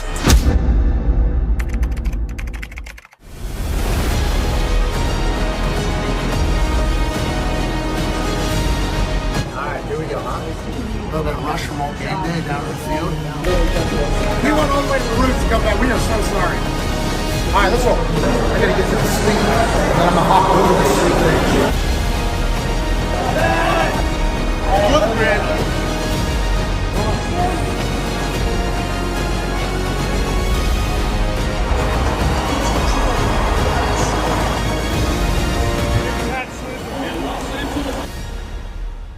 You are looking at SoFi Stadium, where we'll be crowning a national champion for our college football season tonight.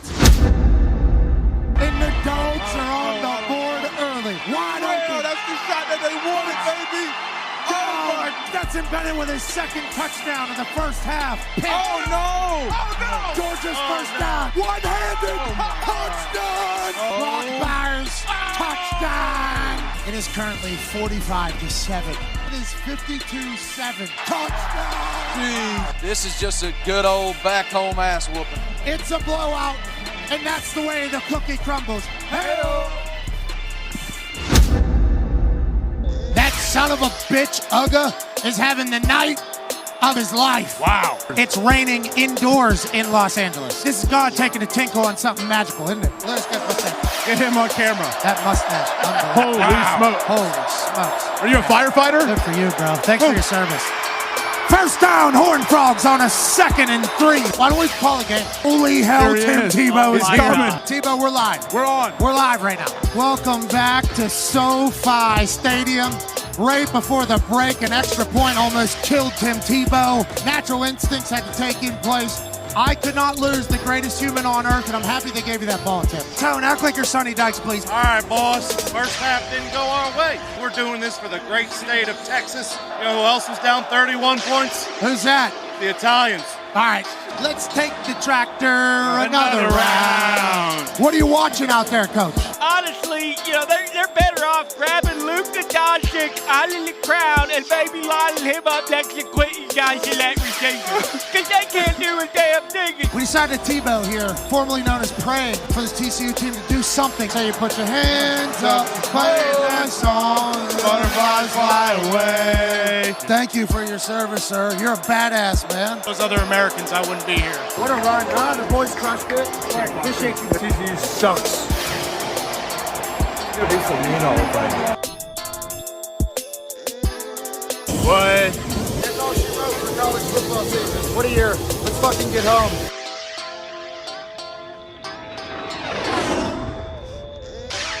Hey, What? let's go. This show stinks, and the fact that you listen, we are very, very thankful for. McAfee on the line with a gorgeous assist. The all-time leading tackler for the Green Bay Packers, you pig! Damn it! Be a friend, tell a friend something nice could change their life.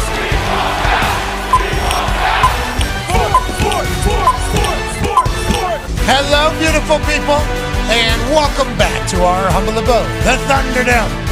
On this massive Overreaction Monday, March 3rd, 2025, Hour 3 of the program starts now. Sports! Our wonderful way to catch on. That's AJ Hawk, fresh off a Buckeye cruise. The Talks Table's here at Boston Connor and at Ty Schmidt. One half of the Hammer, Dahn. Cowboys AP Tone is here. And 9-year NFL vet, Darius J. Butler's here looking incredibly cool. Compton Country Club, love the hat. Yeah, I love it too, man. Appreciate it. Have you ever been? Nope. Does it exist? Sure. You poser. What? He's supporting. Yeah. He's showing support. What? We don't even know if it's true. You're talking about the I'll find out. CCC? You're talking about the... With the what? What's that? You're talking about the Compton Country Club. Yeah, it exists. Their mission is Compton Country Club Boom. See? initiative strives to improve the lives of Compton residents by offering affordable golf, fostering community through events and resources, and providing educational support. So yeah, I'm cool with the CCC. Yeah, you know me. Yeah, absolutely. Great hat. Appreciate you. It is a clean hat. Yeah, and you're doing a lot for the community. Thanks for talking. Thanks for bringing that up. No problem, Connor. Sorry we had to ruin your day. I didn't ruin my day. I'm pumped about it. Sorry we had to ruin your day. Anyways, some NFL headlines that we have not chatted about. Big ones, actually.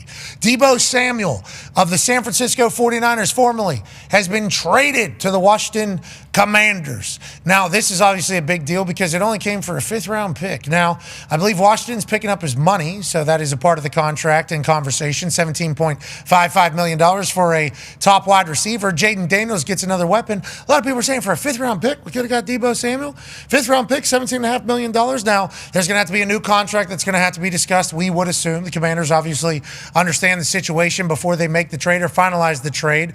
But Deebo leaves San Fran. Last year was Ayuk, who might be on the move yet again. This year it's Deebo getting traded. The Niners always have something, seemingly, AJ. What are your thoughts on a 5th-round pick for Deebo Samuel? Yeah, it does not seem like you have to give up much to get Deebo when you say, yeah, only a 5th-rounder. And then, so this is the last year on his contract, correct, where they owe $17.55 million? Yes. Is that right? Yes. And they were probably, yes, agreed to a long-term contract. But, yeah, I mean, I think this is a heck of a deal for Washington here. And obviously the Niners are going to do something with them. They, whenever receivers get, like, I don't know, how old is Deebo? He's not old. 29. 29 years old. Okay, yeah, dang, that dude's still young. What a great pickup for Washington. I like it. And it seems also like a change of scenery is what is needed, too, I think, to spark Deebo, even though the guy's still awesome. Him and Terry McLaurin are quite a dog duo for Jaden Daniels going into year 2 with Cliff Kingsbury sticking around. So the same exact offense. And anything we hear about Dan Quinn over there is he likes dogs. Like, that's what he is, a dog mentality person. Feels like Deebo should fit in right away. Have to get a deal done, but this feels like an easy trade for the Commanders to pull the trigger on. Yeah, should be good for him. He didn't have a great year last year. I don't know how healthy he was, but did not have a great year last year. So we'll see. We know around the league, these skill positions, once you get to that 30 mark, still young to us, but a lot of people, the decision makers, they start to look at guys, okay, maybe they're falling off a cliff. But another weapon, Clint Kingsbury, this offense, a lot of hurry up. So you get this guy, get screens, get him out in space. He is a tough guy to tackle. And we know what Terry McLaurin is down the field. And I would assume that they get even more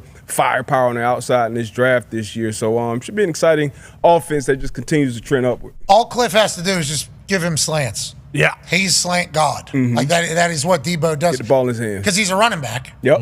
Also has the ability to be a running back. Okay, that's not a slight, even though he might take it as a slight, or people might say it's a slight. He's a wide receiver who can also play running back. So if you get the ball in his hands in traffic, he's not scared, first of all. And then his yak is normally absurd. Obviously not this past season, but you're banking on him coming back to full form, especially with Jaden, who's been able to throw over the middle since he got to the league, which not every quarterback has the ability to do. Yeah, especially with Jaden on that contract. Like, them getting Deebo is awesome, but can you imagine if they go out and get another one? Like, what Devontae and Cooper Kupp both still out there, and Terry McLaurin has never in his entire career had a number 2 like Deebo Samuel. So I assume Terry McLaurin's going to be way better. And also, Deebo didn't have a great year last year. Ayuk was hurt. Christian McCaffrey was hurt. Deebo was kind of the focal point of the offense, so everyone was focusing on him. And now you can't do that with Jaden Daniels, especially with Terry, but also him moving. And they got Brian Robinson Jr. Like, Washington really is now one of the top markets to go to, and they got a ton of cap space. I don't remember. Deebo hates us? No. I don't think so. so. On receivers, he was watching the program.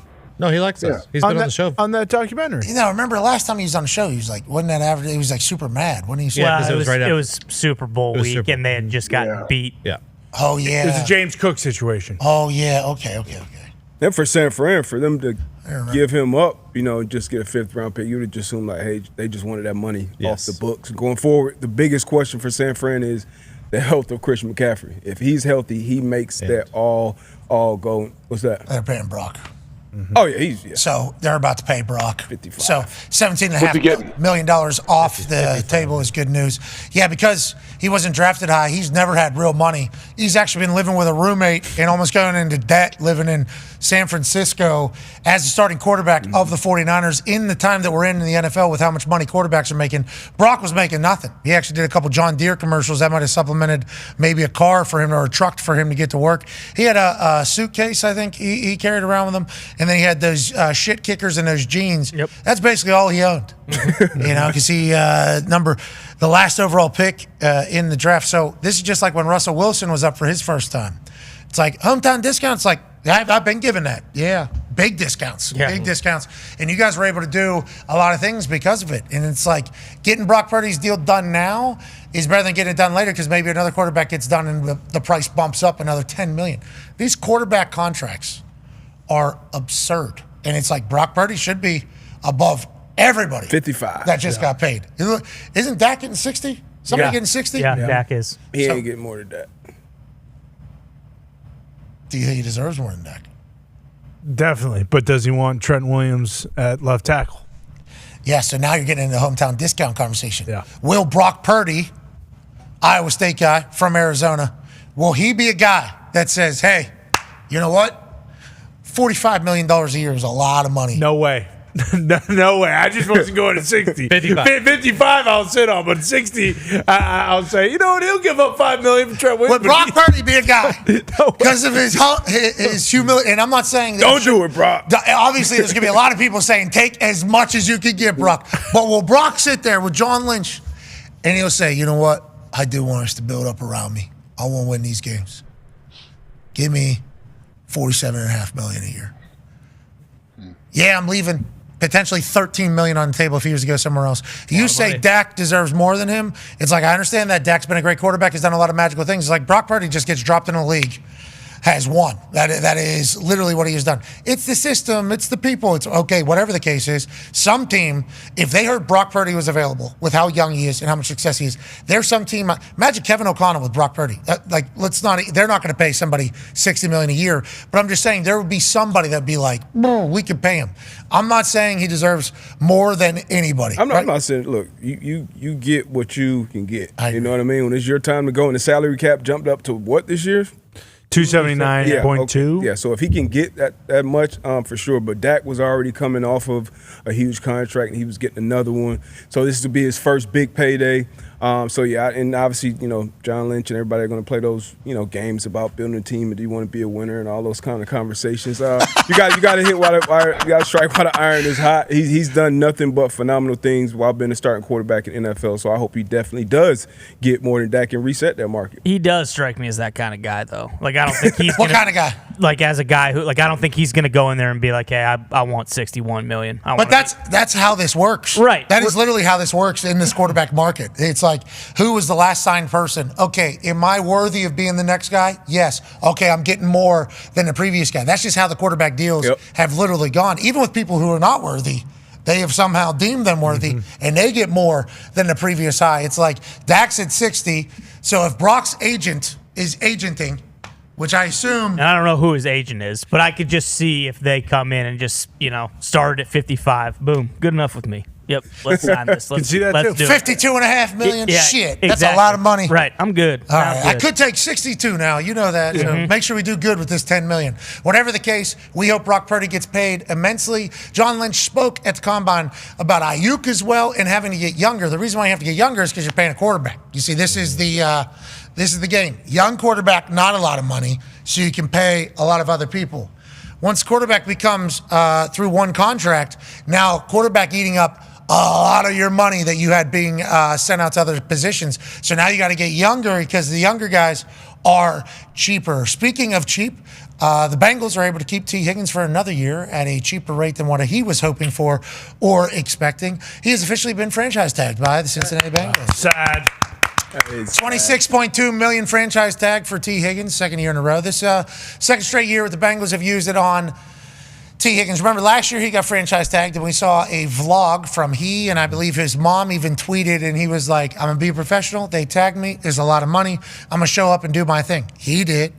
then we thought maybe he was going to hit the open market. The open market would have been very good to Tee Higgins. Certified number one in everybody's eyes, hasn't been able to unless Jamar Chase hasn't been on the field. Doesn't matter who's in the field or who's at quarterback or who's doing what. Tee Higgins has done a fantastic job for the Cincinnati Bengals and has been a consummate pro in their locker room. I think from all the videos we've seen, he is beloved by the boys, which is a big deal, especially at the wide receiver position. There are teams that would have been willing to pay him a lot of money, including the New England Patriots, as Boston Connor literally just sighed because of franchise tag. But this means absolutely nothing. Franchise tag can be traded.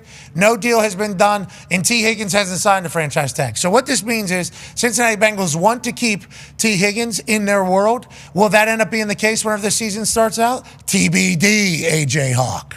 TBD, and we hear their front office talk about, hey, you can't keep everybody, right? We got these stars. It's a great problem to have, but we got to find a way to pay these guys and keep them happy. We got Trey Hendrickson, Jamar, that they're going to have to figure this whole situation out. And I would imagine 26.2, that's a great number for 1 year, but he knows, like, hey, I want some job security after that as well. Yeah, this is exactly what Schefter told us, because I did sigh, and I am pissed off about it, but then I immediately thought, Schefter told us last week at the Combine. This was kind of always the plan, was that he would get tagged, in that if he is going to get traded, it would be a post-franchise tag so that they can get some sort of, compensation in return for it. Now, who knows what that is? You would assume it would be at least a second and another pick after that. But, it's just a bummer for Tee Higgins, man. I want that guy to get paid $30+ million. There's some rule, man, we think he's earned it, and obviously that's a wide receiver market currently. That's a lot of money. 26 point whatever is a lot of money as well. Long-term compensation is what he's thinking about, because you can get hurt in the blink of an eye in this world, especially in football as a whole. The trade clause thing after you get franchise tagged, we looked into it when Lamar Jackson was going through his thing, and we thought that the NFL rules stated like it had to be at least 2 ones or something like that. Turns out that's not real. From what we've heard, that is very negotiable. Like, teams can trade anything basically for a player as if he was on the roster. So we will continue to try to get answers on that whole thing, because if you franchise tag a guy, that just extends your rights of him through free agency, basically. So now, for those picks, that has to be it's like an offer sheet. Like, T would have to sign that, and then the Bengals would have to be like, okay, yeah, go ahead, take him. We'll take your ones or whatever. But they could just work out a trade without him having to sign that. Yeah, it's all a negotiation. Everything's still just very much an open negotiation for Tee Higgins as a Cincinnati Bengal. Yeah, if we look up the Titans' L'Jarius Sneed contract or trade negotiation, he got tagged and then traded last year to the Titans from the Chiefs. And T just tweeted the words tag, TAG with a period, so I don't know if he's happy about it or he was just breaking his own. I think he's probably breaking his own. Oh, no, that's like Tag, you're it. It's a good movie, too. Tag, by the way. Yeah. Great movie. Remember, we mocked that movie. That was great. True story. And it was actually great. Yeah. It's a great movie. It was a great movie. It didn't win any awards, I see. No, it didn't. Too enjoyable. So, Tee Higgins franchise tag, what are your thoughts? To everybody's point, I would love to see him hit the open market and get paid. He is in a very, very, very good situation for a wide receiver, being with one of the best quarterbacks in the league, being on the other side of Jamar Chase, who's getting a lot of those same coverages that Justin Jefferson was talking about, a lot of double teams and triple teams coming off a triple crown year. And, a lot of people say, certified one, if he goes to another team, he's a one. I'm always kind of in the boat where I got to see that to believe it. But talent-wise, he definitely has all the tools. He has the height, has the strength, has the play speed, has the hands. I would love to see him get his just due on the open market. But it looks like he's either going here for a year, hopefully gets traded, get paid somewhere, or has Mike Brown already said there's no long-term contract happening in Cincinnati? Nope, I don't think so. They've been very open. Ideally was the word that everybody was using at the Combine when they were speaking at press conferences. Hey, you going to be able to get a deal done? Ideally, we'd be able to get a deal. Ideally, we'll be able to get it done. Ideally, everything is in play. I think everybody was saying that, not just the Browns or the Bengals, I'm sorry. But it's like ideally is a situation that doesn't deal with reality. You're not going to be able to get everything done. I think that is kind of the convo. Yeah, Duke Tobin said he wanted to get a long-term deal done with him and also make Jamar the highest paid non-quarterback in the league. Ideally. That's tough. That ain't happening. And ideally, what's that? He said that's cap. That's what T said. That's T said? He did say that's cap. Yeah. Cap. I doubt that. Cap it up. Capping. And then Schefter comes on our show and he goes, I recently learned what the cap means. Basically means and we cut him off, bullshit. He goes, it's crazy that this is but this is real world. Yeah. That is the player communicating with the world their opinions. Just so happens to be Straight up. Capping, dog. Yep. Dummy ass Cap. This is a part of being successful. It's not easy. Niners going through it. Bengals going through it. Mm-hmm. Obviously, the Indianapolis Colts are going to go through it here in a few years. Few years, few decades. 2 years away. 2040, going to be a brutal year. Yeah. It's going to be a tough offseason. Few years, bro. It's going to happen. I hear you, man. We got a lot coming. This year? Are the Colts looking at Aaron, you think? I don't know. I've thought about that. I got a lot of people in my mentions obviously saying, like, don't even fucking think about it. Like, Colts fans, not all Colts fans are necessarily happy with me, you know, because everything that happened, which I respect, once again. Hey, there's a lot of people angry at me at all times. I think there's more that agree with you than I agree with that notion. Yeah. But there was a lot of people like, we don't need to do the whole super veteran quarterback song and dance again. You know, Yeah, sure. We've done it a lot. I can sure that makes sense. We've done it a lot. I mean, you don't want to be going into year 3 with your, quarterback you draft top 5, saying it's going to be an open competition. I know, With Justin it Fields. sucks for Chris. It's not ideal. It's not. That is not ideal. You're right. Thank you. Ideally. Not.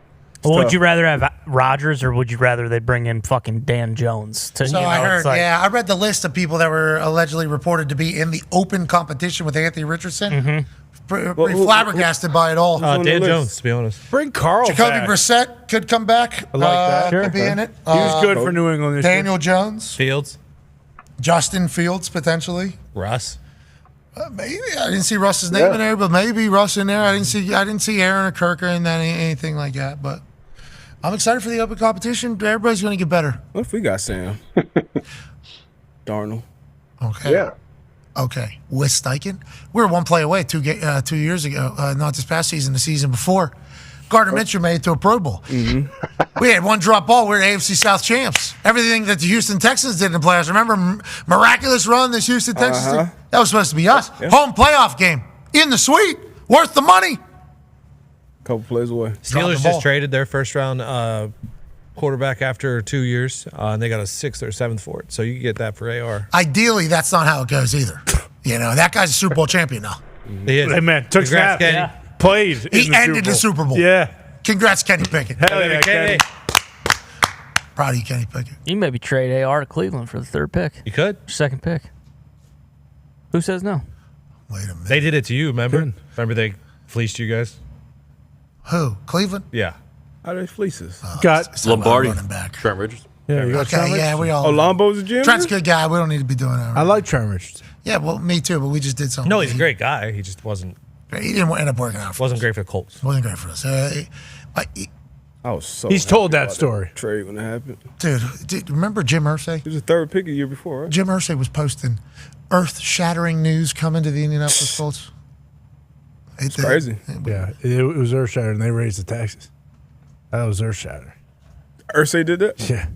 What are you talking about? You know I exactly didn't know what he had I'm that talking power. about. Well, there was a point, I guess, where it was rumored before I got here, before they had this new stadium, Lucas Oil, and maybe the Colts leave. Maybe the Colts leave and go somewhere else. St. Louis? No, I don't think St. Louis. St. Louis. It did happen. Oh, in St. I'm Louis. saying now. But L.A. was the place that was like, maybe the Colts go to L.A. It was like floated. LA Colts. Then allegedly there was like a potential helicopter that flew and site surveyed, which I am very familiar with. Sure. Doing site surveys. No doubt. Then you just have to do one. Yeah. The NFL is making it really easy for us to do stuff. It's very kind of them. It's very cool. It's very cool. I'm very appreciative of the opportunity What else to showcase your shit in the manner. Yeah. No like red tape, no hoops you got to jump through. No, middle management's doing exactly what they don't normally do. They're making it easy. It's awesome. Those people matter for sure. You guys are really good at your jobs. You guys are really good at your jobs. Thank God they're there. Without them, could you imagine? Nobody would watch. Nope. Nobody would watch the NFL if it wasn't for these people being there. Yeah, here's me measuring just to make sure there's enough space in a stadium for our show to be. Yeah, I even checked out up top. Up at the 300 levels. Could we fit in here if we had to? Get the dims. Just to make sure there's enough space. And this is the entire concourse, just trying to get it, just to see if there's enough space in a stadium. All the dims. Yep, just trying to just see if we have enough space in a stadium for us to be. Thank you. We were invited by you guys to do this. Thank you. By people above you to do this. But thank you so much for making everything so easy. With that being said, we will be doing the Draft Spectacular live from the Thunderdome. Nice. This year. Much warmer. Yeah, it is. It'll be live from the Thunderdome. It's great. It's great. Wanted to go to Green Bay. Have a lot of ties to Green Bay. Yeah. The person joining us might have like a very massive tie to Green Bay, but Not in the cards. Not in the cards. Also, not in the cards. Thank you to this level, I think. Yep. I don't even know. Maybe even one more right here of the NFL. It's great. These people are awesome. Very appreciative. I understand we got guard shield too. Gotta do it. I mean, we get invited to do stuff, and then have to do this is really this is when I'm in my best. Whenever these things are happening. Sure. Just can assume we are fucking off for the league meetings this year as well. yeah. I don't think we will be covering league meetings from the Thunderdome. Yeah. Okay. Thank you for the invite. To the people that invited us that are up here. Mm-hmm. So thank you for that. It's good. It's good. It's great. It's a great league. Very lucky to be a part of it. Play part of it. Oh yeah. Very, very lucky. And thank God for those people. I mean, without them, the Lifeblood. UFL. Holy shit. The lifeblood. Yeah, you're right. Holy hell. When they walk into that office, too, they probably turn on that light. Mm-hmm. They look in the mirror. It's because of me. Let me sit down. Whose day can I ruin? And then they just go about doing it. Classic middle management. It's great. They're great. Still working. Thank God for them. Yeah, still doing it. Still doing it. I think that's all potentially. We'll leave it at that. Okay. Let's get to a break. Okay. We'll be back tomorrow. AJ, will you hit up Aaron, please? Yeah, I mean, is he in country? Do we know? That's what we're saying. I'm not Figure sure. it out. That's what we're I'll saying try to to figure you. it out. Yeah, I'll try to figure it out. I might try to get him to Life 360. Ever seen that? People can track their kids, see where your kids are at. Yeah. Maybe I'll try to get him to do that. I don't think I fully understand what you're. So what is it? It's like an app where your family, if they have phones, you could see where they're at, so where your children might be. I like that. Oh, if they so have hold phones. on. Doesn't that already on phones? People have location trackers and shit on people. Yeah. Sure. Yeah, you can find my but it's just it puts it all in one place, makes it easy. Some people put microchips in their kids. Microprocessors. Like Who does what? that? They have them swallow it, or They inject it into their arm. what? And then you track them. Who's doing that? Plenty of people. In our world right now? Oh, yeah. No, cats and that's not dogs, real. maybe. That's a movie. That's Justin Timberlake movie where he's got the clock. Yeah. In time. Yeah, Oh, too real, That's my what you're friend. talking Might have about. to watch It's a good that. movie. I was going to put an Speaking air of tag in Oscars. my That one? daughter's shoe, but she has too many goddamn Best shoes. picture. What's that, buddy? I was going to put an air tag in my daughter's shoe, but she has too many goddamn shoes. So Yeah, I guess whenever you hear those horror stories of kids just getting picked up and stuff like that, you need to track them down. Backpack. Get her a backpack. I'll get a backpack. Cool What if she drops? Backpacks are cool. Those are cool accessories. Yeah. I think I'm going to go the chip route. Maybe get a good Jan's for it. Don't go that route. Yeah. I think I'm going to go the chip route. Tony's going to go home and You're perform gonna surgery. inject the chip? Why not? I just don't. That feels a lot. That feels like a lot. That feels weird. It does. I'd sleep better at night. Age, you have that stalking tracking machine you're just talking about right there? Nope, I do not. That is not my thing exactly. I think, man, are people actually microchipping kids? That's what Frank sounded very confident when he was saying it back. Would I say it if I didn't? Yes. Yes. Yes. Well, you would narrative build. Remember, like he has done with these AIs and everything. He would say like the worst possible outcome to build a narrative potentially. Hasn't lied yet on that. Google, AI. Google Thank you, says Butts. Nick's. Google says Nick's lied. Really? See, this is worst possible scenario. Nah, That's he's looking at the Google AI summary. No, I'm which not. is- No, I'm not. I don't know who's right. It's neither feasible nor ethical. There's currently no technology that allows for a microchip to actively track a person's location in real time. So once again, this is Nick narrative building. Hey, this is the worst possible outcome. It's going to get there. This is what you were doing, Nick, without even knowing it. This is what you were doing. We do it to dogs. They're doing it to kids. You can't do it to your dog. You can't chip your dog. Wow. I think you're like kind of have You to. have in some to, I places. believe. Yeah. Have to chip your dog in some places. So you find your dog. But That that one doesn't makes real-time track them. Isn't No. it? If the vet finds them, they can scan them and see if they're chipped, right, and get their info? Yes. Yeah, sure. They can't track them. Sure. I know if you adopt a dog, they are all chipped. I know I don't like being tracked. I know adults have them too. They use them as keys to their houses. We're all being, what, the dog? No, just microchips in their arm. Come on. That is not happening. 100%. Birds. 100%. You just 100%ed this other one. 100%. Okay, make this one 1,000 then. 1,000%. People are walking up like their arm with a key fob. Oh yeah. Okay, charge it here. That at the sounds scanning fake. it at the gas station. That'd be sweet. I want some Big League gum. Bam. Let me go ahead and scan that. That's on the Apple way Watch. out. That would be. That's the Apple Watch. Yeah, you're right. Yeah, but they're saying Already have inside that. the skin. Age, how'd you get on and off the ship? How often did you get on and off the ship? Don't you have you have a wristband, right? Scan you on, scan you off? No, you have a little key card that you carry. You can get on and off. No microchip or anything. How come people don't do that? Key card's not good enough? We got to do the microchip in When I went on vacation, I wore a wristband that got you in and out of your room and paid for stuff. It was sweet. Pretty nice? Yeah. You wore that everywhere? Yeah. Did you feel like you were like their mark?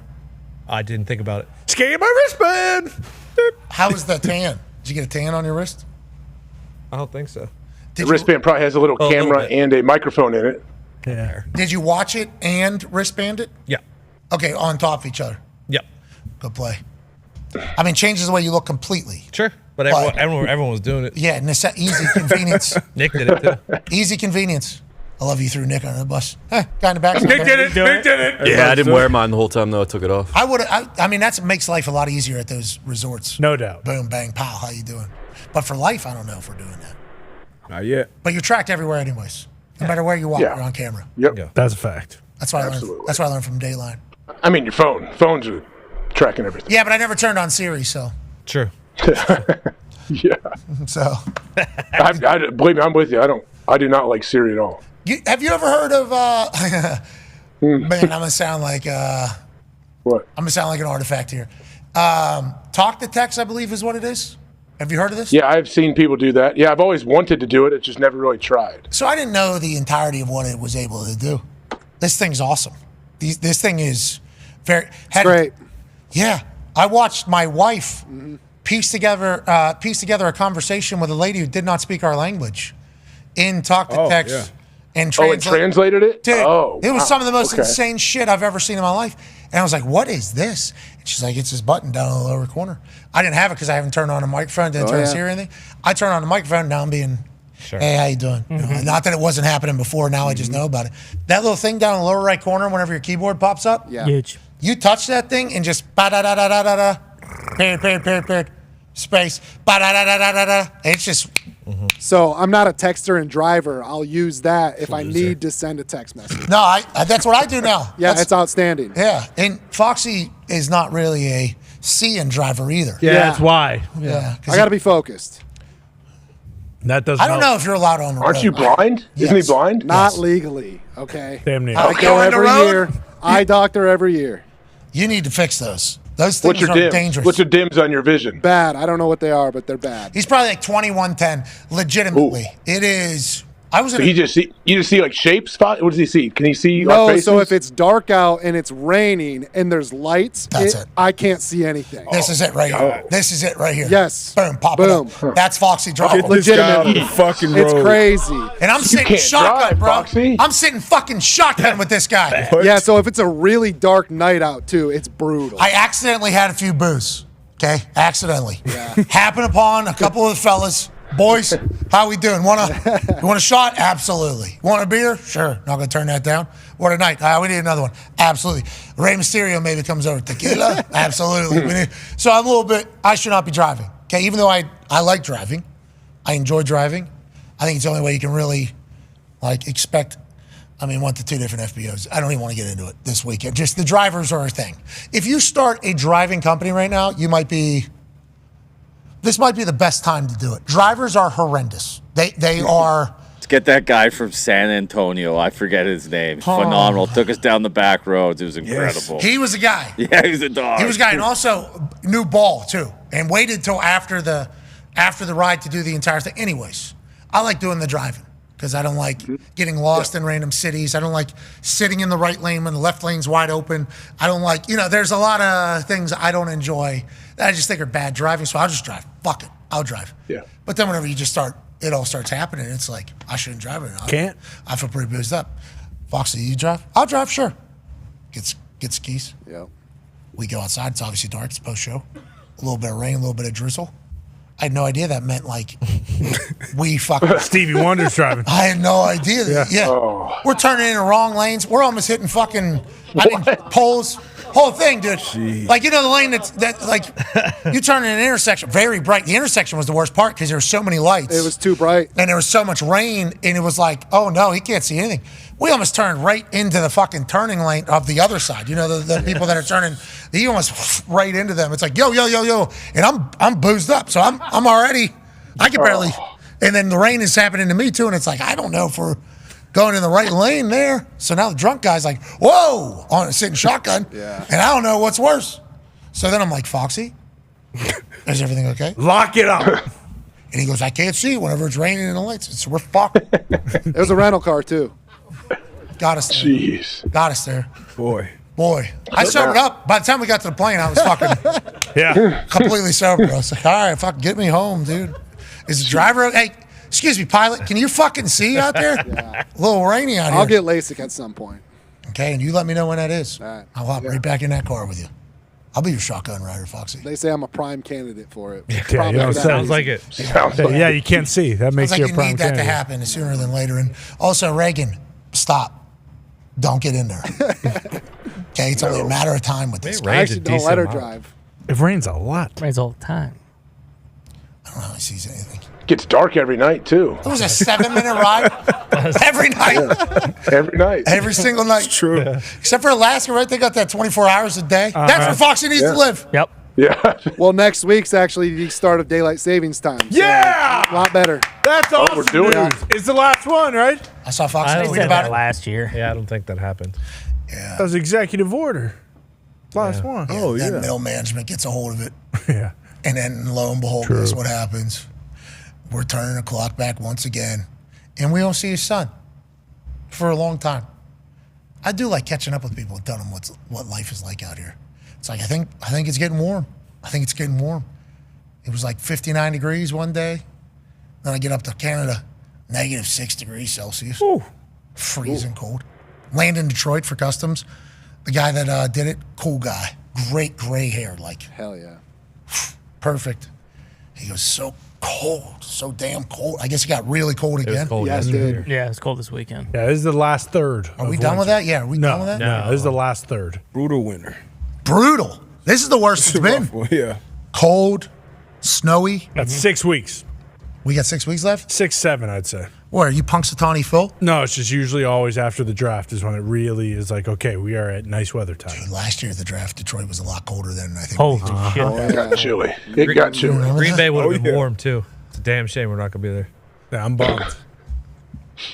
Yeah, I don't think we're good. We get that magician back. Michael Malone. Oh yeah. Gallagher. League meetings were in Florida. That would have been Gallagher. nice. Would have been nice.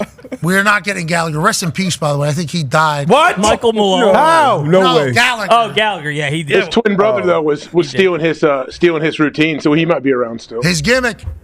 Yeah. I thought Took Magic it all. Mike died by swallowing those needles. You're talking about the Michael Malone. Yeah. Might have been a bullet instead. Hope he's okay. He would be a guy that'd be able to do it. Later, after watching swallow a him, bullet. I think he would be a guy that would be able to do it. All right, we're back tomorrow. He was really good. He killed it. Right here, get it right here. I love that guy. Collapsed his lung from fucking punching himself. Get the nails down. I was We so should have him uncomfortable. back. I was so uncomfortable. Just like whenever Kevin Owens and Sami Zayn were doing what they were doing to each other. I was uncomfortable. 2 tables. 2 tables. Jeez.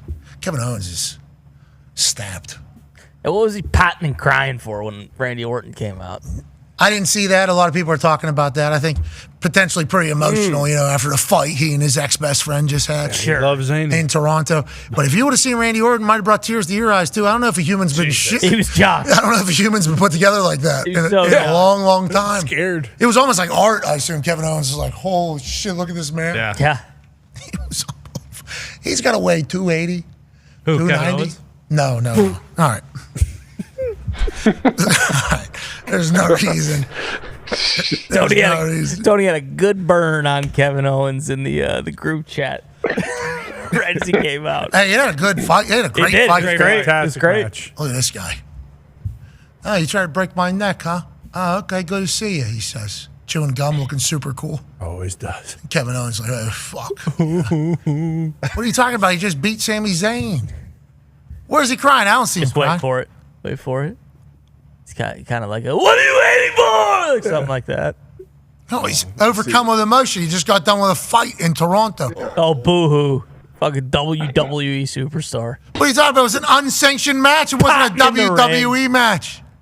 This ring made me into a monster. He's ready to fight him. Come on. He's ready to fight him. There he is. There he is. He's tired. He's exhausted. Dude, he had a banger against Rhodes in the Rumble, too. He's been fucking through it. Kevin Owens is on fire right now, I'd say. Yeah, Randy, though. The fuck is wrong with that guy? How do you have... That's a massive right hand from KO. Well, I mean, Randy, fresh out of right away, the Viper Randy got it. Nope, throw him. RKO! And then he delivered RKO to the entire population of a town in Canada as they came up one by one. That was a bad idea by security, if I remember this right. I think security's about to get in there. Mm-hmm. Or was it right when he was about to... You got Pete down here, the Canadian Destroyer founder, watching along. He can't stop anything. Thamel? No. What is Pete's last name?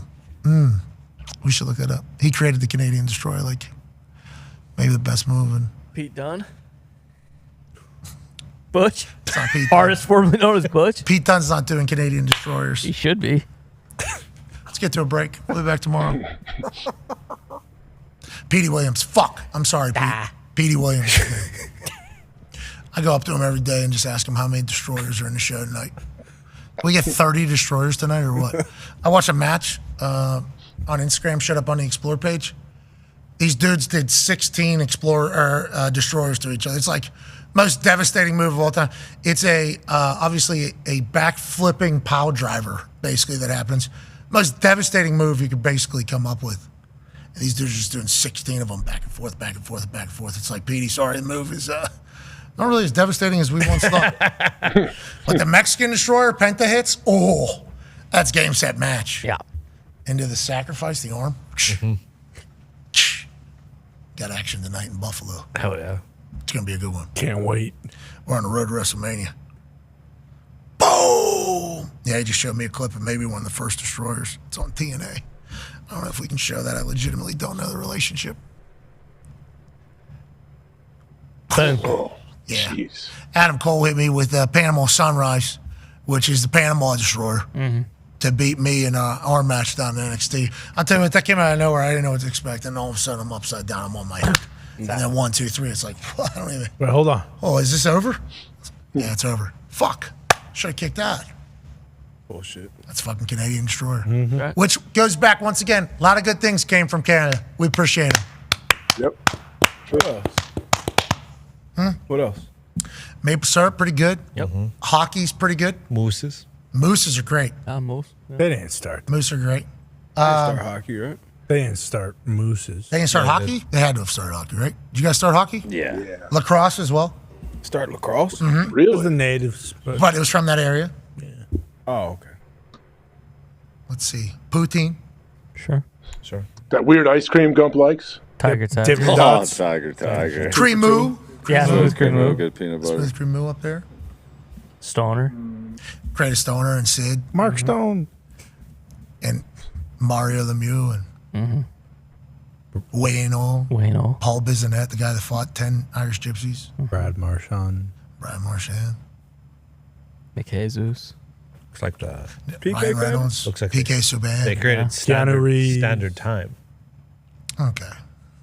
Oh, What's that? Nobody. We were just rolling around with the sun. They created time. Sundial. Like the ES, like the ST. Oh, they said we need to separate this whole thing. It says They standard created daylight savings. and the Wonder Bra. It was Ben Franklin. The Wonder Bra? The what? The Wonder Bra. Shout out Canada. What did that do special? Made Wonders. It did wonders. That's what they say. That's why they put in there. Just like boy wonder to boy blunder, said Sean McVay. It was the blunder bra, and then they brought in the wonder bra. And that's what Canada has done. We appreciate Canada for all those great things. Thank you, Canada. That's why when I hear, oh, Canada, my first reaction is, brr. Yeah, because there's been a lot of good people, a lot of good things, no matter what is happening politically. So whenever, say, brr, was your first reaction, it's a little bit of a, Can't have it. hold the fuck on. Starbucks is across the street. Okay? You're at WWE show. Please. We've had a lot of good things. Why is the first? Then they said, look, it's like, all right. I'm looking into every political stance of every country before they play a national anthem, before a sport or a happening. I don't know is that the move? I guess. I appreciate you guys' passion for your country, though. I do appreciate it. I respect it. It's a lot more than I thought. I didn't know that type of They were coming after me. They were coming after me pretty good. Canadians were coming after me pretty good. The Americans were standing by my side, though. Always. Oh, yeah. Oh, yeah. When's the next time we're doing the Four Nations thing? That shit was Yeah, great. Probably 2 years. Got the Olympics coming up. We need to win that. Yeah. Got to. And then need to put Russia in Four Nations. Yes, and then be 5 nations. Yeah, relegate whoever comes in last. Who was last this year? Sweden, I believe. See ya. Swedes are good though. They said it was a one-off because of the injuries. They're worried that if we continue to make it something that the boys will care about, they'll get hurt. Like, that's almost the conversation that's happening. NBA people are like, we got no injuries coming because nobody really cares about this. The NHL is like, our boys care too much about this. This is we can't be having to care. McAvoy. We got to get something they care but not too much about.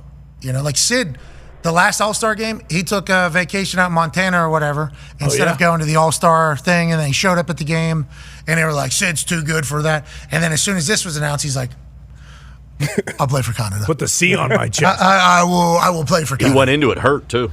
Yeah, and then they put up his resume. He's 46-3 as a Canadian international hockey player.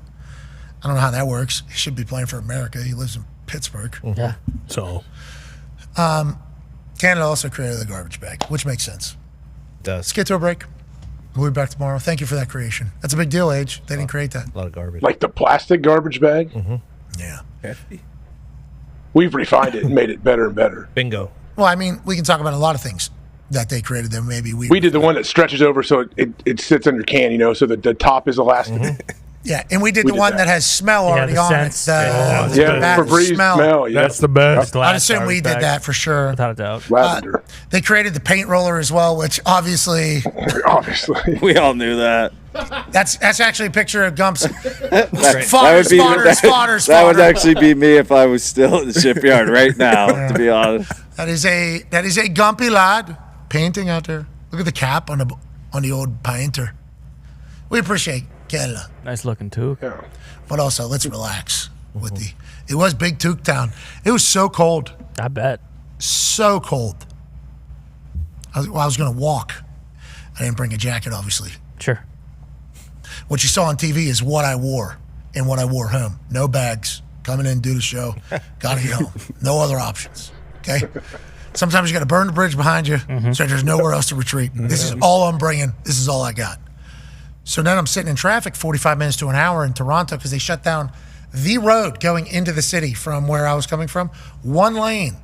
Go this way, then they stop, and then coming out of the city, they go. So this is like a 6th lane into like a actual half of a lane. So it's quite a gridlock, if you will. And I was like, fuck it, I'll walk. I open that door. I take 4 steps. There was a breeze off this lane. Yeah. Oh, my God. I get back in that car. I go, we're going to be here a while, huh? And he goes, yes, sir, in his language with his accent or whatever. And I just sat there and just took it in. French? All of, huh? French? I think so. I think it was French. I don't know. It was tough. I was trying to communicate. I'm in the same car as a guy for an hour. Yeah. I tried to talk to him 4 or 5 different times. There was nothing. I mean, I'm in there alone. I'm in there absolutely alone. But then it was an honor to be a part of Elimination Chamber, and what a night it was. Tonight, Monday Night Raw, live from Buffalo on Netflix. That's AJ Hawk. The boys are here. D-Butch, good to see you back. Hey, Baby Butch. You too, Age. Good to see you back, Age. Good to see you back. Baby Hogger. And it's great to be back in the Thunderdome. We obviously love this place. We're lucky to do it. Massive show coming to Pittsburgh, Pennsylvania. Details to be released soon on a big night. Should be a big one, AJ. I mean, yes. I mean, yeah. I've heard ideas you got floating around. It's going to be pretty sweet. Yeah, that's a good way to describe it. I've heard ideas floating around. That's what this show is going to be. This is a combination of a few years worth of ideas into one program with massive surprises. Okay, there's going to be some massive surprises. I think there's going to be gigantic giveaways. Oh yeah, gigantic, millions and millions of dollars given away. There's going to be massive laughs. I think there's going to be some howlers. And then the sing-alongs, let's get those voices ready. Mm-hmm. I'm trying to put together just a night where everybody can have a blast. We can give away some money, and we can experience things that maybe we'd have never experienced before.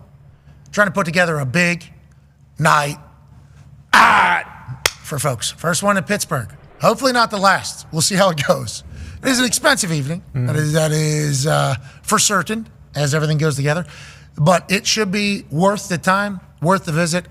And I'm excited to kind of, I'm excited to get to it.